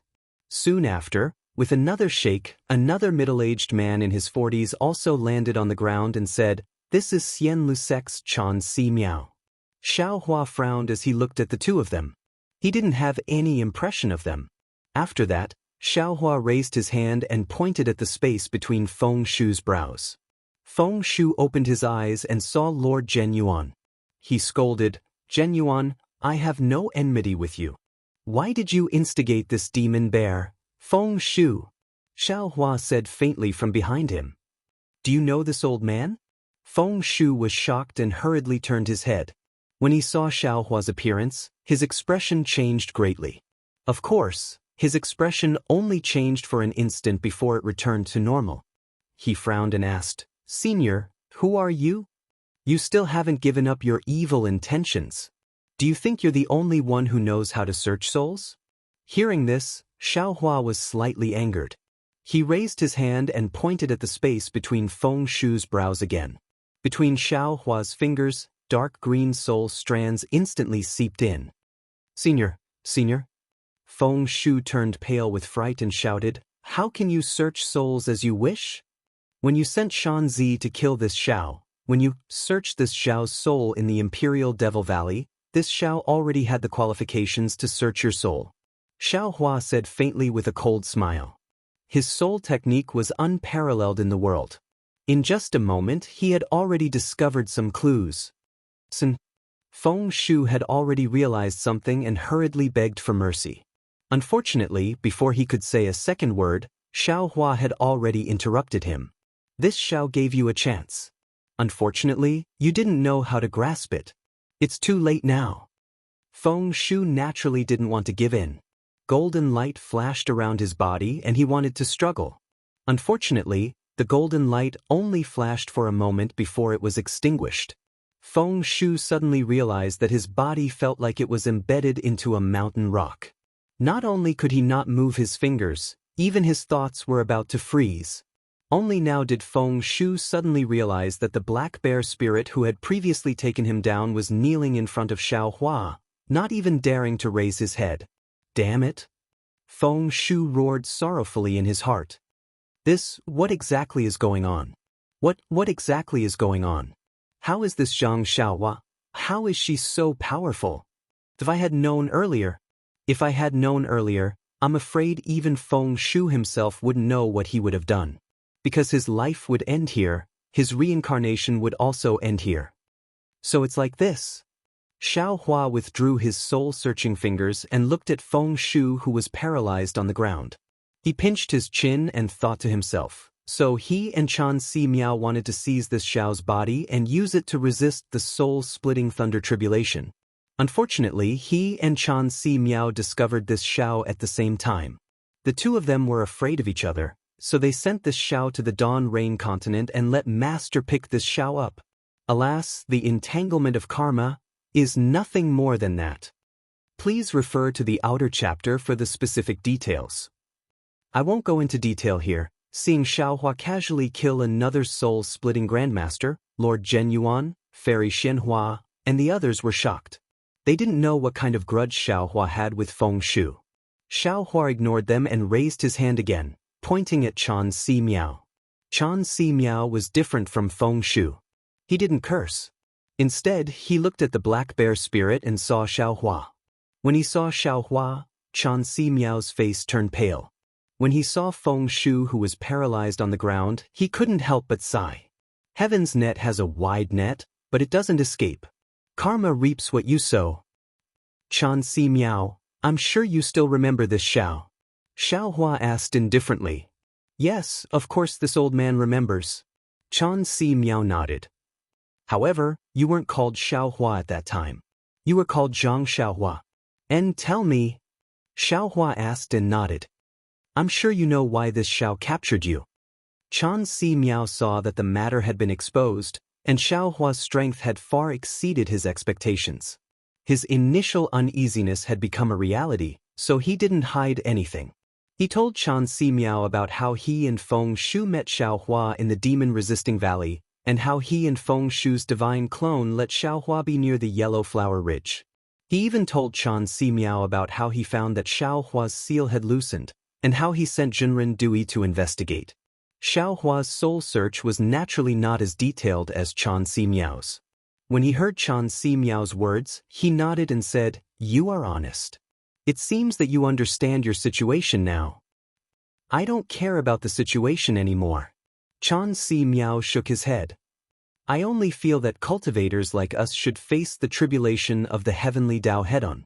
Even if we can't overcome it, we should perish with a bang. Unorthodox methods will always be unorthodox methods. They can't be brought to the table. Moreover, these unorthodox methods will backfire if we're not careful. Being able to cultivate to the spirit-severing stage in this life is not bad." Xiaohua said indifferently. "Since you have repented before you die, this old man will allow your soul to enter the cycle of reincarnation. Kill yourself." Chen Simiao's body trembled. He looked at Feng Shu, who was lying on the ground, and understood something. He bowed and said, "This one thanks Master Xiao." After he finished speaking, Chen Simiao sat down cross-legged and stopped breathing. Sigh. Xiaohua sighed and looked at the corpses of the two spirit-severing stage cultivators. He waved his hand and 2 streams of true samadhi fire landed on them. He said, "If you knew this would happen, why did you do it in the first place?" Lord Zhen Yuan, Fairy Xianhua, Reverend Lei Meng, and the others stood at the side in fear. They had already heard the grudge between Xiaohua and Feng Shu and Chen Simiao. They already understood why Xiaohua had to kill the 2 spirit-severing stage cultivators. This method of soul-searching before possessing the bodies of the 2 spirit-severing stage cultivators was truly infuriating. They also didn't think that Xiaohua had gone overboard in forcing the 2 spirit-severing stage cultivators. If it were them, they might not have allowed Chen Simiao to die peacefully. "Godfather." At this moment, Xiang Zhili, Wuxia, and Cui Yinging walked out of the cave. Seeing the corpses being burned by the true samadhi fire, Xiang Zhili shouted in surprise, "What are you doing?" "Nothing," Xiaohua said with a smile. "This old man has another karma. You all came at the right time. This old man is about to leave. All of you, come with me." "Yes, Godfather," Xiang Zhili hurriedly replied. "Master's wife, this disciple has something to do and will leave first. When I have time, I will come back to see you." Xiaohua's body flew up and he cupped his hands towards the cave. Junior respectfully sends spiritual master Xiao off. Lord Zhen Yuan, Fairy Xianhua, and the others hurriedly bowed. "All of you, cultivate diligently." Black Bear Spirit, Wuxia, and the others flew up with Xiaohua. In just a short moment, they had already turned into black dots. Xiaohua's voice sounded again. "In the future, the Dawn Rain continent will no longer be peaceful." "Yes, Junior understands." No one dared to stand up and they replied, "Junior thanks spiritual master Xiao for teaching us." At the same time, Xiaohua's voice sounded in Lei Meng Daoist's ears again. "Lei Meng Daoist, you and this old man have long been connected by fate. Since then, you have taken great care of this old man. Junior naturally has to repay you generously. However, in front of Fairy Xianhua and the others, this old man can't tell you too much. The things in your storage pouch are different from others. There are lightning cultivation techniques, elixirs, immortal peaches, and other things. You don't have to ask others and just focus on cultivating. In addition, if there is anything you don't understand about the lightning escape technique, feel free to ask Xiang Zhili. This old man has already explained it to him in detail. If there is anything you need, you can also ask him." Lei Meng Daoist's body trembled slightly. However, his body did not move and he was no different from the others. When he stood up with the others, Xiaohua and the others had already disappeared. The protective formation of the Imperial Thunder Sect was nothing in Xiaohua's eyes.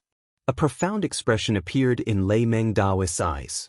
At this time, Zhuo Wu and the others hurriedly flew out and looked at the place where Xiaohua disappeared with melancholy. Vote for it, give it a recommendation vote, collect it, and give it a tip. Chapter 5163. Sect Master, Seniors. Seeing this, Cui Hongshan took the opportunity to bow and said, Taoist Xiao left behind some rare spirit fruits. Would seniors like to enter his cultivation cave for a chat? Hee. Without waiting for Fairy Xianhua to speak, Master Zhen Yuan laughed and said, This old man accompanied Taoist Zhao's pet for a walk and didn't taste anything good. It doesn't matter if you all want to go or not, this old man is going. Senior has worked hard to guide Li.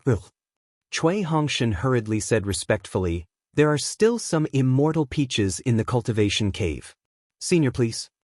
Since Senior has left them behind, Junior doesn't dare to compete with Senior. Fairy Xianhua smiled and said, These immortal peaches are immortal items. Senior should eat more of them. However, Hall Master Cui, this matter is a secret of my Imperial Lightning sect. You must not leak it, otherwise, it will cause endless trouble. Cui Hongshan's heart trembled. He hurriedly bowed and said, Yes, disciple understands. Soon after, Zhua Hongshan accompanied Master Zhen Yuan into the cultivation cave. Fairy Xianhua and the others hurriedly left. Although the Imperial Lightning sect wasn't in a mess, there were many things left behind. They didn't dare to neglect them. Zhong Haoren, Fei Yunshu, and Zhong Zhan were outside the Sky Patrol City discussing how to join forces with the Chu Hong faction and other Fortune Gate disciples who worshipped Xiao Hua to besiege the Sky Patrol City. Yi Clan's young Lord Yi Shixiang went to meet Su Yenyun and Yun Clan's patriarch Yun Qingchong. Let's talk about a place with beautiful scenery in the Ripple Country. A towering mountain range that reached into the clouds was like a divine dragon crawling among the mountains. This mountain ridge seemed to stand out from the rest, but the mountains within a radius of 10,000 li were like stars surrounding the moon, firmly protecting this mountain ridge. Under the cover of the moonlight, faint waves of light, invisible to the naked eye, surged past these mountains like a spring, falling into this huge mountain ridge. Once the moonlight shone into the mountain, it immediately split into a dozen or so strands and seeped into various parts of the mountain through the formation. Obscure ripples spread out from various parts of the formation, forming a thin barrier that firmly protected the entire mountain. The formation was rather similar to the capital star formation. GG. An azure ape that was more than 100 feet tall suddenly rushed out from the foot of the mountain. Using both its arms and legs, it pounced on a dangerous path on the mountain ridge. Unfortunately, the azure ape had only climbed 1,000 feet when a silver light flashed from the array. The azure ape's figure disappeared from the dangerous path. When it reappeared, the azure ape had already fallen to the bottom of the mountain ridge. GG. The azure ape seemed to be puzzled, but its slightly clear eyes gave birth to a firm determination. It growled a few times, and that hissing sound spread particularly far in the night. Then, without hesitation, the azure ape stretched out both its arms and legs and climbed up the dangerous path. Sigh. Just behind the azure ape, an old man dressed in a Taoist robe stood quietly in midair, watching. Seeing that the azure ape had already rushed up the dangerous path for the 100th time, the old man couldn't help but sigh. This azure ape's heart is firm and persistent, but it is after all a spirit beast. Can our Kunlun sect leader accept this azure ape? Even if the azure ape climbs for another 100 days, I'm afraid it will still be in vain. After sighing, the old man's figure moved. Just as he was about to fly out to stop the explanation, he heard a mournful sound behind him. A small flying shuttle flew over like a meteor.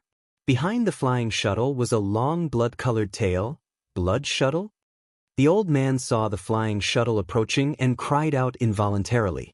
He didn't dare to be negligent and hurriedly took out a fist-sized bowl-shaped magic weapon. Under the urging of his transcendence energy, the magic weapon turned into a bright yellow net-like object and rushed into the air. Puff! The flying shuttle was originally flying somewhere else, but at this time, it was attracted by the net-like object and fell into it. With a dull sound, the flying shuttle stopped in the old man's hand. The old man picked up the flying shuttle and probed it with his divine sense. His expression changed again, and he said in surprise, "What? There's actually the sect leader's spirit mirror in this blood ridge? Which disciple sent this message back? Who dares to use the sect leader's spirit mirror? Doesn't he know that this sect leader's spirit mirror can't be used unless it's the most urgent news in the sect? Even I have only seen it hundreds of years ago in the sword battle and the battle of Imperial Demon Valley. Io, is it Gu Yunzi? Not good, it should be the sect's urgent message. When he saw the mark left behind by Gu Yunzi in the blood shuttle, the elder lost his cool. He did not dare to hesitate any longer. He could not care less about enlightening the Azure Ape.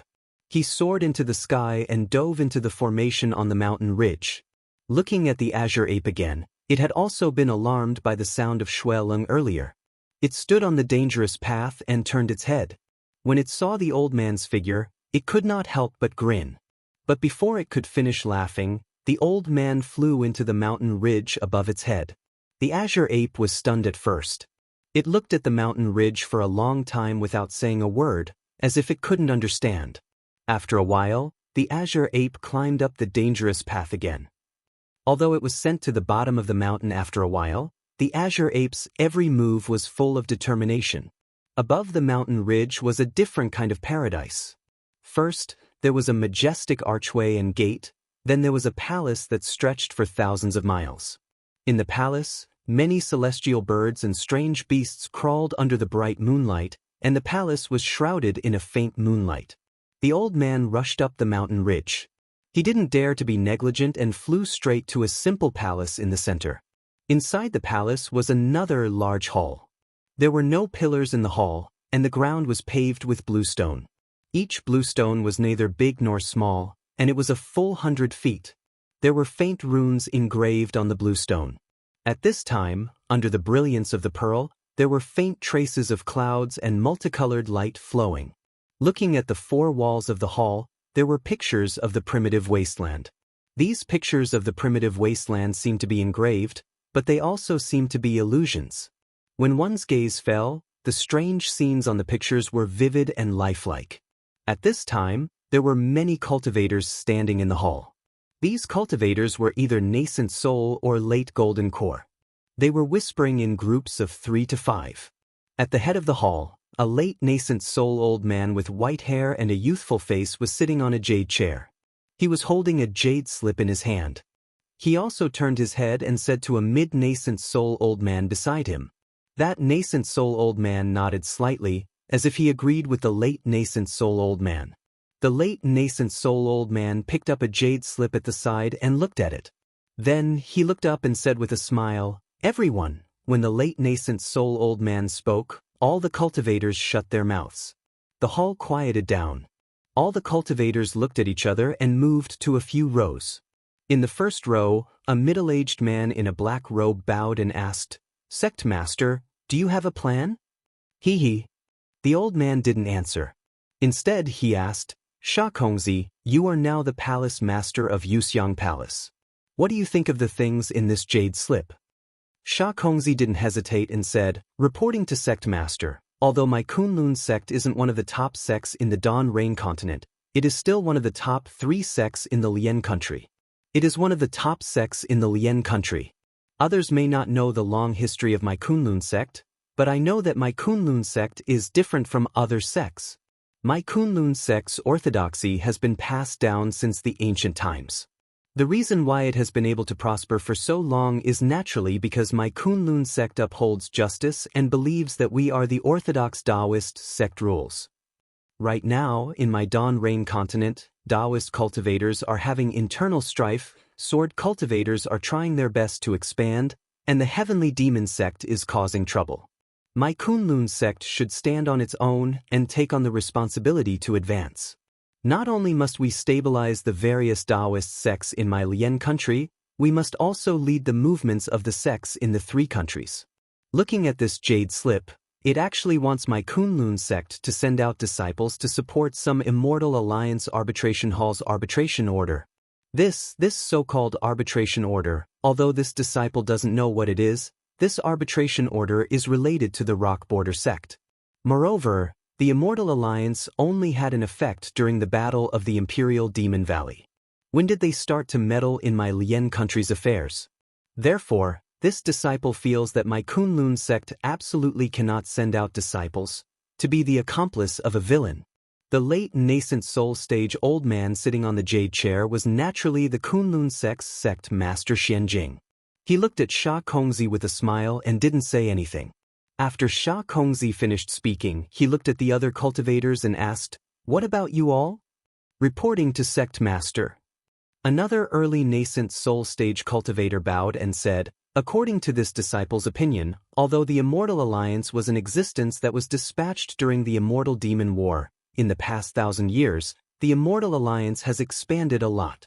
According to reliable information, many cultivators with good aptitudes have joined the Immortal Alliance. Obviously, this Immortal Alliance will play a big role in the future. In particular, there are high-level cultivators in the Immortal Alliance. Each of them is an elder of each sect and can be considered as a person who can summon the wind and summon the rain in the Dawn Rain continent. If we don't accept the arbitration order and offend the Immortal Alliance, then it's my Kunlun sect looking for trouble. Also, since the Immortal Alliance issued the arbitration order, it's also the Alliance Master's intention. If my Kunlun sect doesn't support the Alliance Master's arbitration order, what do the other sects think?" Dao Master Xinghui. Xianjing smiled and said, "I only said that this arbitration order was issued by the Immortal Alliance. I didn't say that it was issued by my Kunlun sect's Dao Master Xianqing." The cultivator named Dao Master Xinghui stared blankly and asked curiously, "Since it wasn't issued by the Alliance Master, then why is it called the Immortal Alliance's arbitration order?" Xianjing looked at the middle nascent soul stage cultivator beside him and said, "Fu Yuzi, you received this jade slip. Explain it to Dao Master Xinghui." "Yes, Sect Master." The cultivator named Fu Yuzi agreed. He cleared his throat and looked at everyone and said, "Actually, this jade slip wasn't issued to my Kunlun sect. It was issued to Sect Master alone. After I got the jade slip, I hurriedly reported it to Sect Master. After he looked at it, he let I publicize it to everyone." Dao Master Xinghui's brows furrowed even tighter. He asked curiously, "Since it's a message from the Immortal Alliance, why send it to Sect Master alone? Could it be that there's something fishy about it?" P.S. Fellow Taoists who like this book, please go to Qidian to subscribe to support, vote for a month, vote for a recommendation, collect, reward. Thank you for all forms of support. Thank you to Only Smoking Half of Gold Nanjing for the reward and thank everyone for their support. Tonight's update was a temporary adjustment, so it was delayed. Sorry. Chapter 5164. Of course. Fuyuezi nodded. After reading the contents of the jade slip, I immediately prepared to go to Jade Tripod Peak to see Taoist Xianqing. However, before I could leave, Taoist Xianqing's servant sent a message. "Everyone, take a look." With that, Fuyuezi handed another jade slip to Taoist Xinghui. Taoist Xinghui looked at it and was dumbfounded. He didn't know whether to laugh or cry. Is this the so-called Immortal Alliance arbitration order? Isn't this bullying the Imperial Thunder Sect? No wonder Taoist Xianqing reminded us. After Taoist Xinghui finished speaking, he handed the jade slip to Sha Kongzi and the others. After reading it, everyone's expression changed. Fuyuezi took back the jade slip and said again, "I believe that after you read the contents of the jade slip about the Immortal Alliance arbitration order, you feel that it's inconceivable, right? But in fact, this is a real arbitration order issued by the Judgment Hall controlled by my Immortal Alliance's deputy leader, Luo Xingtian. And this arbitration order has already been sent to the Imperial Thunder Sect. In particular, the Immortal Alliance's leader, Taoist Xianqing, doesn't know about this arbitration order and everything about the Judgment Hall. That is, when Lei Yunzi of the Imperial Thunder Sect didn't hesitate to shorten his lifespan and used the Thunder Escape technique to come to my Kunlun sect to see Taoist Xianqing to verify it, Taoist Xianqing was still in the dark. Therefore, when Taoist Xianqing knew about this, not only did he immediately send his disciple to follow Lei Yunzi to the Imperial Thunder Sect, but he also ordered his servant to explain this matter to the sect leader. See. When Fu Yuzi said this, Sha Kongzi sucked in a breath of cold air and exclaimed, "Sect Master, if this is the case, Then this jade slip should have been personally sent to Sect Master by Vice Alliance Leader Luo of the Immortal Alliance. The meaning behind this is too great. That's right. A complicated expression appeared on Xianjing's face. He used the bone tip of his index finger to knock on the jade chair and said, "If this jade slip is not a test, then it is a warning. Our deputy chief Luo is unwilling to be left out and wants to make a move." Fu Yuezi's face revealed a worried expression. Looking at Xianjing, he continued, "It's normal for this jade slip to be sent to the various sects of the Xiaoyu continent's 3 countries, but it can't be sent to my Kunlun sect. Since Luo Xingtian dares to send it to the Kunlun sect, it means that his wings are full. He doesn't put our Kunlun sect's immortal Xianqing in his eyes." Alas! Xianjing sighed, and then he raised his eyes to look out of the hall and said worriedly, "Yeah. Since the country of Xi's splendid sect, Qiqiao sect, and Xuanyan sect had been persuaded, and even the Ruanhua sect, which had a good relationship with the Imperial Thunder sect, had taken action, the country of Xi had most likely fallen into the hands of the falling star heaven. We still don't know the situation in the Meng Nation, but since the Kunlun sect has received the Jade Slip, the Utopia faction in the Lian Nation must have also received it. What are their reactions? Luo Xingtian is the deputy leader of the Immortal Allies, and the other deputy leaders are Immortal Huanhua of the Taiqing sect and Ji Fengzi of the Splendid sect. Since the Splendid sect had taken action, Ji Fengzi was naturally persuaded by Luo Xingtian. Immortal Huanhua is a senior at the late stage of the void refining realm, and his cultivation is comparable to Ji Fengzi's. So, the only person that Luo Xingtian has scruples about is Immortal Xianqing of our Kunlun sect. Immortal Xianqing is at the early stage of the form synthesis realm, but under the change of the spiritual qi of heaven and earth, he doesn't dare to use too much magic. Although he already knows the ambition of Luo Xingtian, it's probably too late to make a move now. Luo Xingtian's Jade Slip is most likely to test the attitude of Immortal Xianqing. If the Kunlun sect doesn't agree, Luo Xingtian may not stop.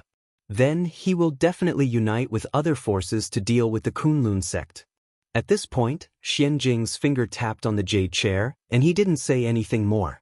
Fu Yuezi looked at Xianjing and said, "Of course, according to the background of the Kunlun sect, Luo Xingtian won't dare to make a move on the Kunlun sect easily. However, from various signs, the Imperial Thunder sect has already been harmed. Luo Xingtian certainly won't be the head of the Imperial Thunder sect. He will most likely choose a suitable cultivator to take charge of the Imperial Thunder sect. Moreover, with Luo Xingtian's forbearance, this cultivator himself is also a disciple of the Imperial Thunder sect. Of course, the Shanghua sect, Qiqiao sect, Xuanyan school, and Huanhua sect won't make a wasted trip. They will also get some benefits from the Imperial Thunder sect. However, these benefits will be returned to Luo Xingtian sooner or later. The Imperial Thunder sect is the first unlucky one, and this Rock Border sect is the second unlucky one. The Utopia sect and Xiantian sect may not let go of this good opportunity to curry favor with Luo Xingtian." Sha Kongzi also nodded thoughtfully. After all, our Kunlun sect has Immortal Xianqing. Although the Utopia sect and Xiantian sect are stronger than our Kunlun sect, they are also very afraid of our Kunlun sect. They are very likely to seek refuge with Luo Xingtian. Therefore, Xianjing's index finger tapped on the jade chair again and said, "In front of our Kunlun sect, there are 2 choices.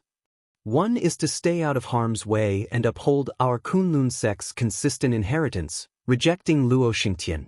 The other is to wallow in the mire with them and protect our Kunlun sect." Sha Kongzi didn't wait for Xianjing to finish and immediately shouted, "Sect leader, if we choose to wallow in the mire with them, will our Kunlun sect still be the Kunlun sect from before? I choose to stay out of harm's way and reject the temptation of Luo Xingtian." "That's right." Immortal Xing Hui, who was also somewhat hesitant, nodded and said, "I didn't understand before, but now I understand. Our Kunlun sect must do the most righteous thing. We must not lose ourselves because of the coercion and temptation of Luo Xingtian. I also choose to reject it." "Not necessarily." A beginner nascent soul stage disciple shook his head and said, "Sect leader, it's easy to reject, but our Kunlun sect has to consider the layout of Luo Xingtian. If the Utopia faction and Xian Tian sect agree, the Nanming sect and Exotic Beast sect will definitely agree. In Lian country, our Kunlun sect will be isolated. Shi country has already fallen into the hands of Luo Xingtian, and Meng country is also a matter of time. Our Kunlun sect can't fight against all the Taoist sects alone.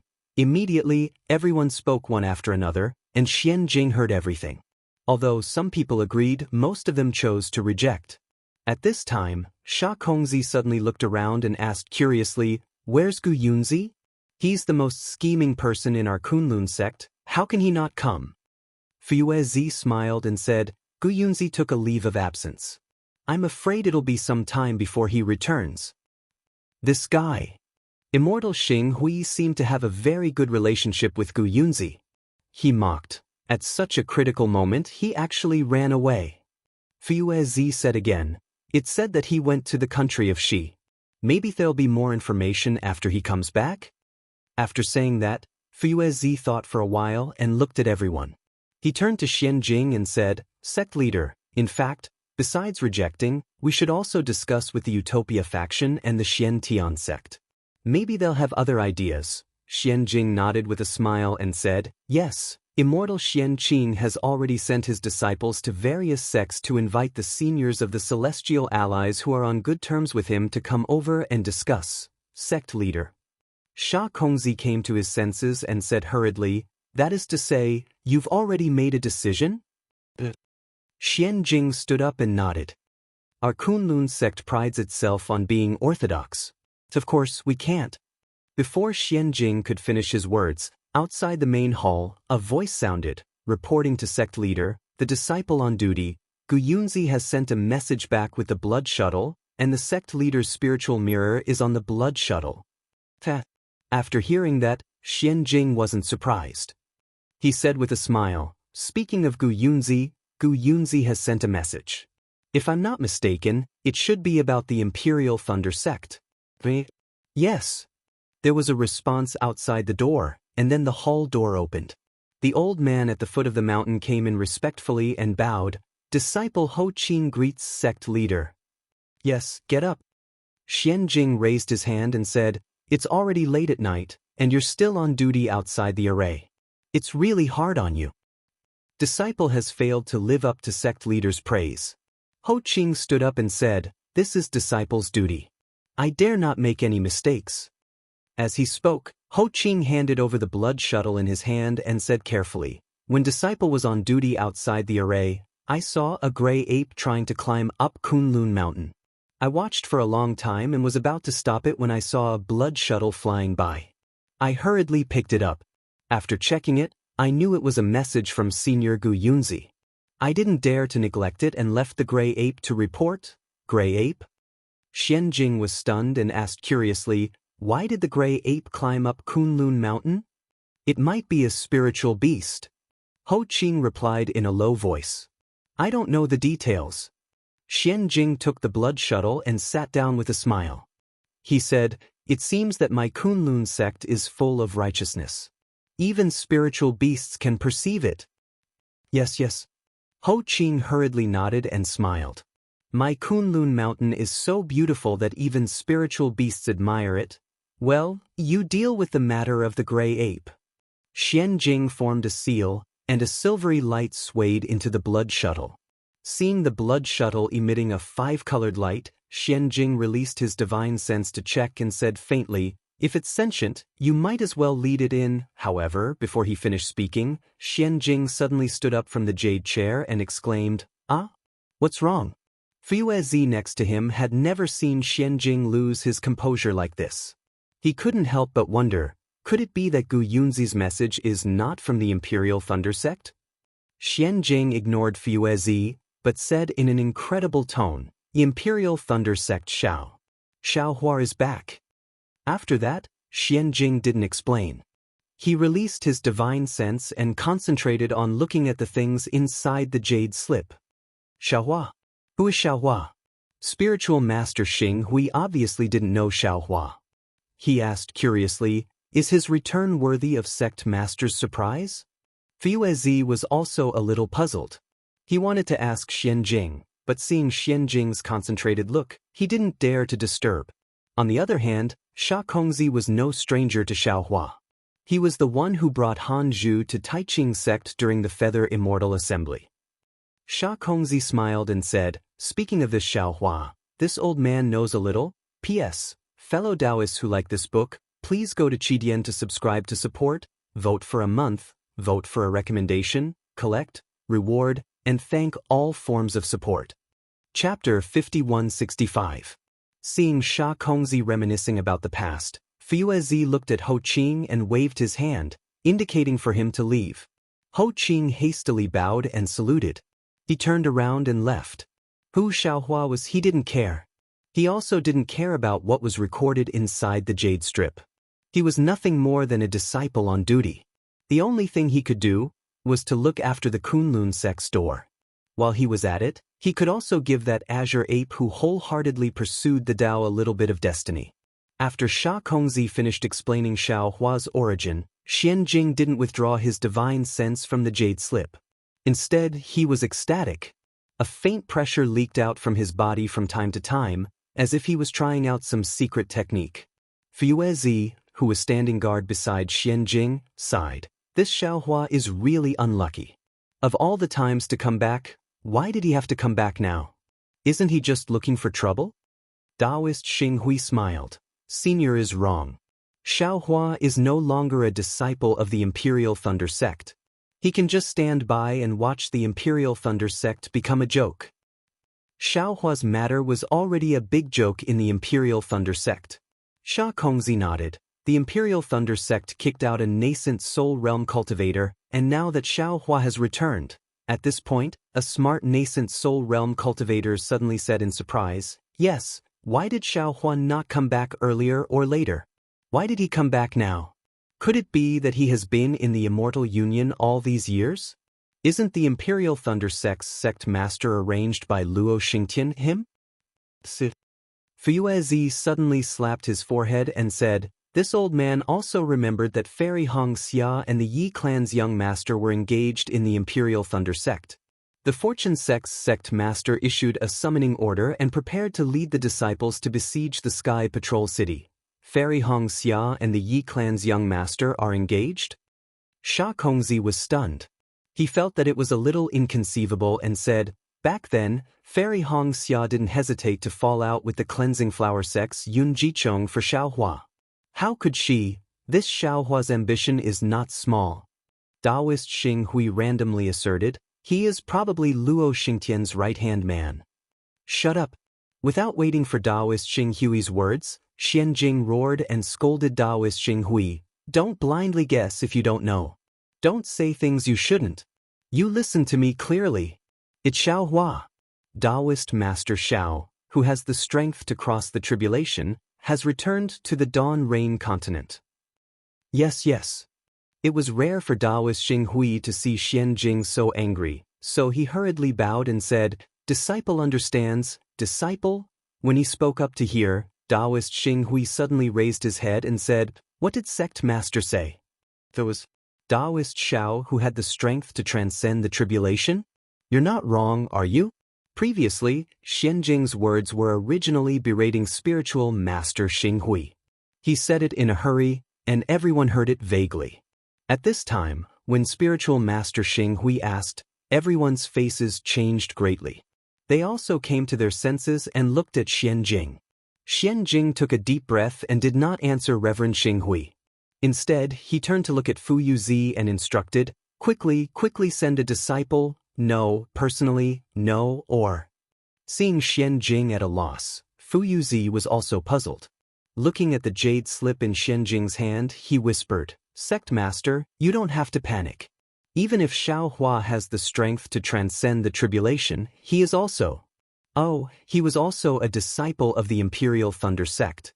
He has nothing to do with my Kunlun sect." Xianjing took a deep breath and transmitted his voice. Gu Yunzi sent a message. He saw Xiaohua in the Fire Mountain. Now, Xiaohua already has the strength of the Mahayana or transcending tribulation. For some reason, Xiaohua looked at Gu Yunzi favorably and gave a disciple selection method to my Kunlun sect. Ah? Hearing this, Fu Yuzi unconsciously became happy and transmitted his voice. Isn't this solving the urgent problem of my Kunlun sect? Not only that, Xianjing said again, in addition to this method of selecting spiritual roots, Xiaohua also gave a whole set of nascent soul cultivation methods from qi refinement to transcending tribulation, and some secret techniques to my Kunlun sect. Ah? Fu Yuzi lost his voice and forgot to transmit his voice. How is this possible? After saying that, Fu Yuzi realized something and hurriedly looked around, as if he understood Xianjing's concern. Sure enough, Xianjing transmitted his voice again. Now, those cultivation method jade slips are with Gu Yunzi. In this jade slip, there is only the method of selecting spiritual roots and a complete section of spirit severing cultivation method. Gu Yunzi sent a message, asking me to quickly complete the disciple selection. He is afraid that Xiaohua will spread these cultivation methods, and my Kunlun sect will lose the opportunity. I understand. Fu Yuzi nodded and replied, Sect Master wants me to send disciples to welcome Gu Yunzi, but he feels that the disciples are not doing things properly and wants me to go personally. But if I go personally, it will attract the attention of other sects, so he wants Gu Yunzi to come back by himself. But if I let Gu Yunzi come back by himself, I am afraid that something will happen on the way. Yes. Xianjing nodded and transmitted his voice. I have already thought it through. You immediately take this jade slip to find Immortal Xianqing and ask him to go out of the mountain to find Gu Yunzi. After Immortal Xianqing goes, you take my sect master's order and start recruiting disciples as soon as possible. According to this method of selecting spiritual roots, no matter which country the disciples are from, the more the better. Okay. Fu Yuzi nodded and raised his hand to take the jade slip. He transmitted his voice. Disciple will go now. Oh, in fact, if so, sect master might as well go see Immortal Xianqing himself. Xianjing was just about to hand the jade slip to Fu Yuzi, but he remembered something and engraved the cultivation method in the jade slip into another blank jade slip. Then he handed the jade slip to Fu Yuzi and said, Of course, it is suitable for me to go. But if Xiaohua comes back, won't Imperial Thunder sect be lively? Naturally, I will take Kunlun sect disciples to Imperial Thunder sect. Yes, it should be so. Fu Yuzi took the jade slip and nodded. I just heard from Sha Kongzi that Immortal Shao is very sentimental. Starfall Sky attacked Imperial Thunder sect. How can Immortal Shao let it go? Since my Kunlun sect has chosen to fight Starfall Sky, we will start with Imperial Thunder sect. After saying that, Fu Yuzi cupped his hands and hurriedly walked out of the hall. Xianjing transmitted his voice to Fu Yuzi. Sha Kongzi and the others were confused and didn't know what the two were talking about. But looking at the two's happy faces, they knew it wasn't a bad thing. When Fu Yuzi was about to leave, Immortal Xing Hui hurriedly said, Sect Master, quickly tell us, how did Immortal Shao become Senior Dujie? Sha Kongzi was even more puzzled and said, when disciples saw Xiaohua at the Feather Immortal Assembly, he was just a qi refining cultivator. Before Xianjing could speak, Fu Yuzi's surprised voice came from outside the hall. Ho Qing, you? Why are you here again? Ho Qing's voice sounded. Reporting to Senior, disciple received the blood shuttle message from Immortal Yuhuan, which also has sect master's spirit mirror. Immortal Yuhuan?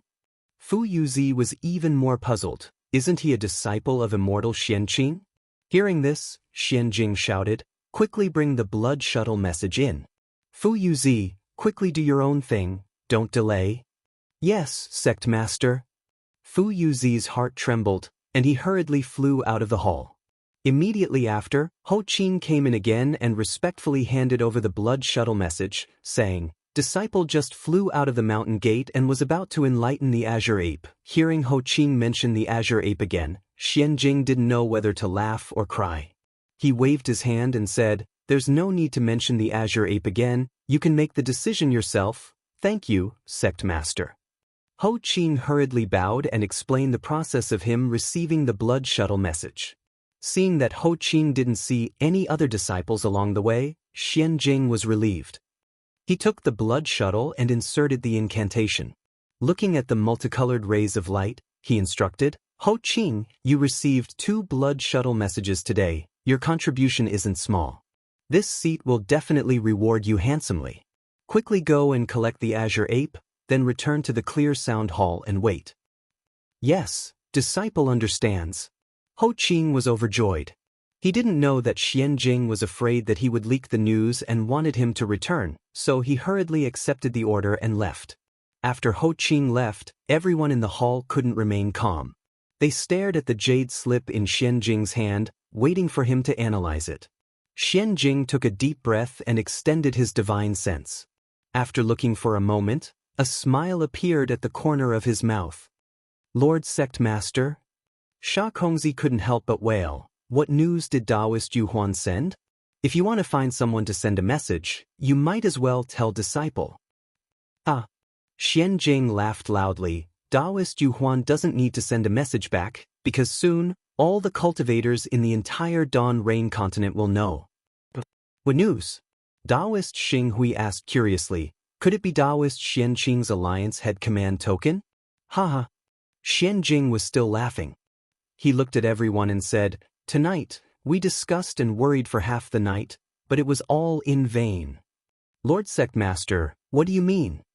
A nascent soul cultivator asked curiously, could it be that Taoist Xianqing sent an order for us to? Suddenly, Sha Kongzi exclaimed, I understand, it's Taoist Xiao Hua. That's right.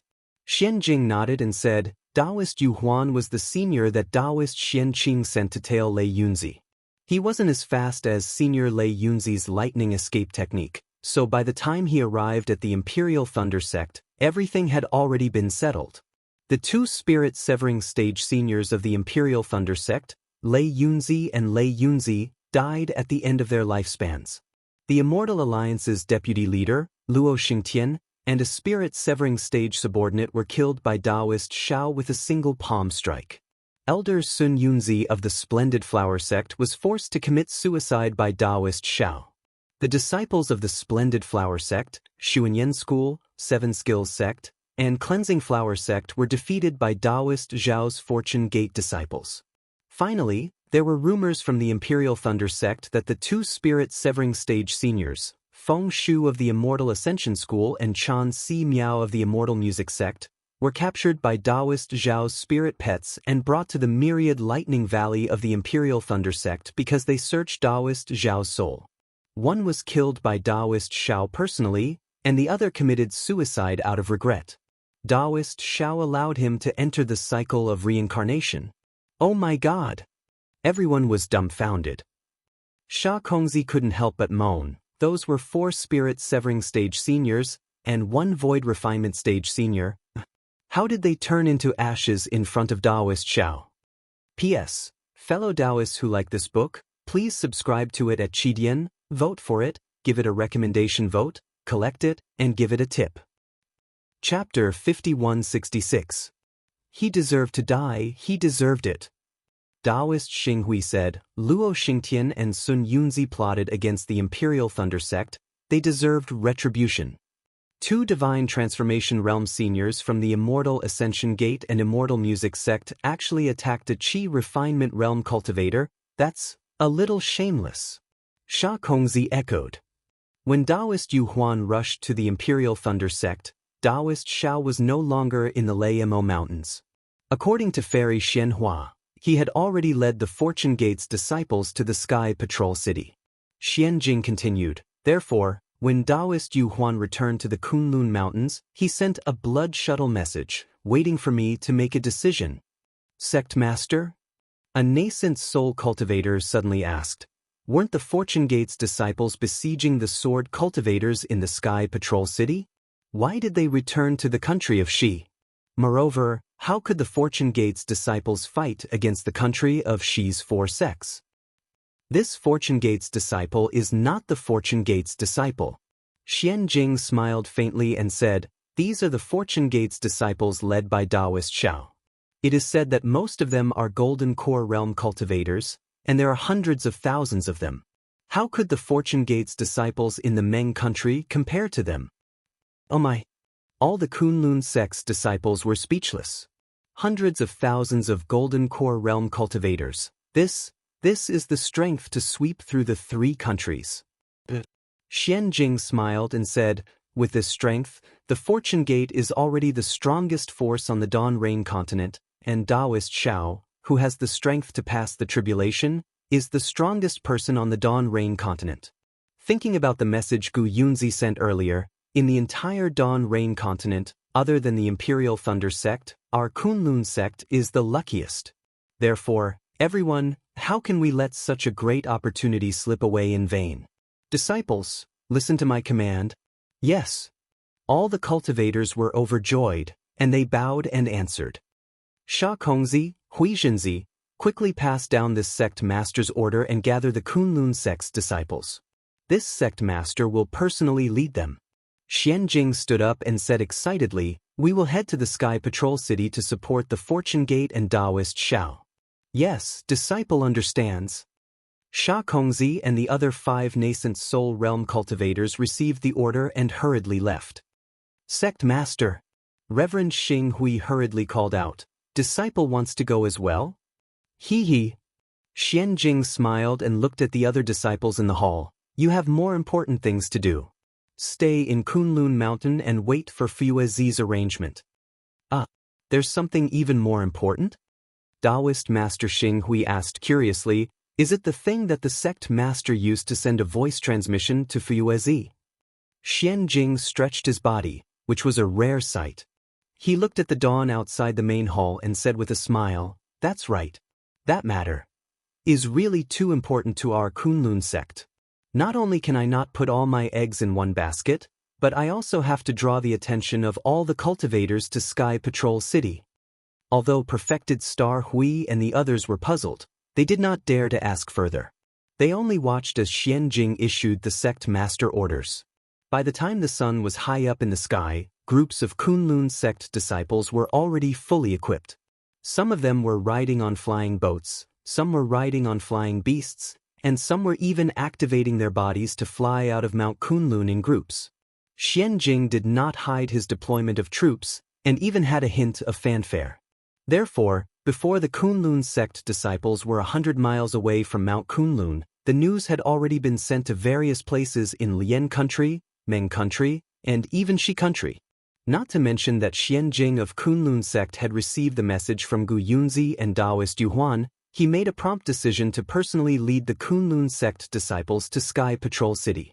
In Sky Patrol City, which was far to the north of the 3 countries of cultivation, in another hall, Yun Guichong was looking at Yi Shixiang in disbelief and exclaimed in a low voice, Young Master Yi, what do you mean? Are you really going to be engaged to Hongxia Fairy? Are you joking with me? Yi Shixiang looked at Yun Guichong lightly and said, do you think I'm joking with you? Is there a need for me to joke with you? No. Yun Guichong hurriedly waved his hand and said, Young Master, don't worry. I just found it unbelievable when I first heard the news. Because this is completely different from what we discussed before. I'm not sure what you discussed with my Yi family's patriarch. Yi Shixiang glanced at Yun Jiechong. He didn't care about Yun Jiechong's feelings and said, I'm also not sure why you invited Fairy Hongxia to Sky Patrol City. But since you want me to be engaged to Fairy Hongxia, then I'll really be engaged to her. Whatever you want Hongxia Fairy to do, I'll take care of it. Seeing that Yi Shixiang wanted to turn the pretense into reality, Yun Guichong felt as if he had smashed his own foot with a rock. He sucked in a breath as if his foot was in pain, and said, let's not talk about what Hongxia Fairy wants to do for now. I only want to ask young master, do you really want to be engaged to Hongxia Fairy, or are you pretending to be engaged to her? If it's fake, young master doesn't need to. I've discussed it with your patriarch. Among the Fortune Gate's forces, 40% belongs to the Yi family. Of course it's real. Yi Shixiang didn't wait for Yun Guichong to finish and interrupted him, saying impatiently, if it's fake, do I need to tell you? This. Yun Guichong was tongue-tied and didn't know how to continue. After a while, he persuaded in a low voice, Young Master Yi, I'm sure you know that Hongxia Fairy is Xiao Hua's Dao companion. In the 1,000 years that Xiao Hua has been missing, who knows how many Taoist cultivators have proposed marriage to the Huanhua sect, but Hongxia Fairy didn't agree to any of them. I even heard that a junior of Fairy Bai Hua's forced her to the door, and even Fairy Bai Hua nodded. However, Hongxia Fairy would rather commit suicide than agree. In the end, Fairy Bai Hua's junior had no choice but to give up. Hongxia Fairy clearly still has feelings for Xiaohua and didn't even give face to Fairy Bai Hua. Can she agree to you? How can you compare me to those vulgar people? Yi Shixiang snorted disdainfully at Yun Guichong's words. They only forced her and didn't understand Hongxia Fairy's hardships and bitterness. How can they obtain her heart? They only fancied Hongxia Fairy's beauty and didn't pay attention to Hongxia Fairy's inner beauty and ability. How can they be worthy of Hongxia Fairy? Yun Guichong didn't think that Yi Shixiang's words were too much, but he still shook his head in disbelief. It's not that I'm looking down on young master, but I understand Hongxia Fairy's single-mindedness. She definitely won't agree to you. Yi Shixiang snorted coldly. Since she's already at Sky Patrol City, it's no longer up to her to agree or not. I'm only giving her a chance to be happy now. If she doesn't want this chance, then I can only take it back. Yun Guichong saw that he couldn't convince Yi Shixiang, so he could only reply, Young Master Yi, this matter is of great importance and has already deviated from our agreement with the Yi clan. It won't be too late for me to report this matter to that person first. However, before we get a clear answer, our plan will still proceed. Then you'll have to hurry. Yi Shixiang nodded. It's only 10 days before we start. I hope to have an answer before we start. This will be beneficial to both you and me. Sigh, of course. Yun Guichong sighed. I understand. Then, Yun Guichong didn't dare to delay and hurriedly left after saluting. Yi Shixiang looked at Yun Guichong's back with a meaningful smile on his face. What? Young Master Yi, he's really going to be engaged to Hongxia Fairy? Are you sure he's not joking with you? In a hidden location, a similarly astonished exclamation came from a handsome cultivator's mouth.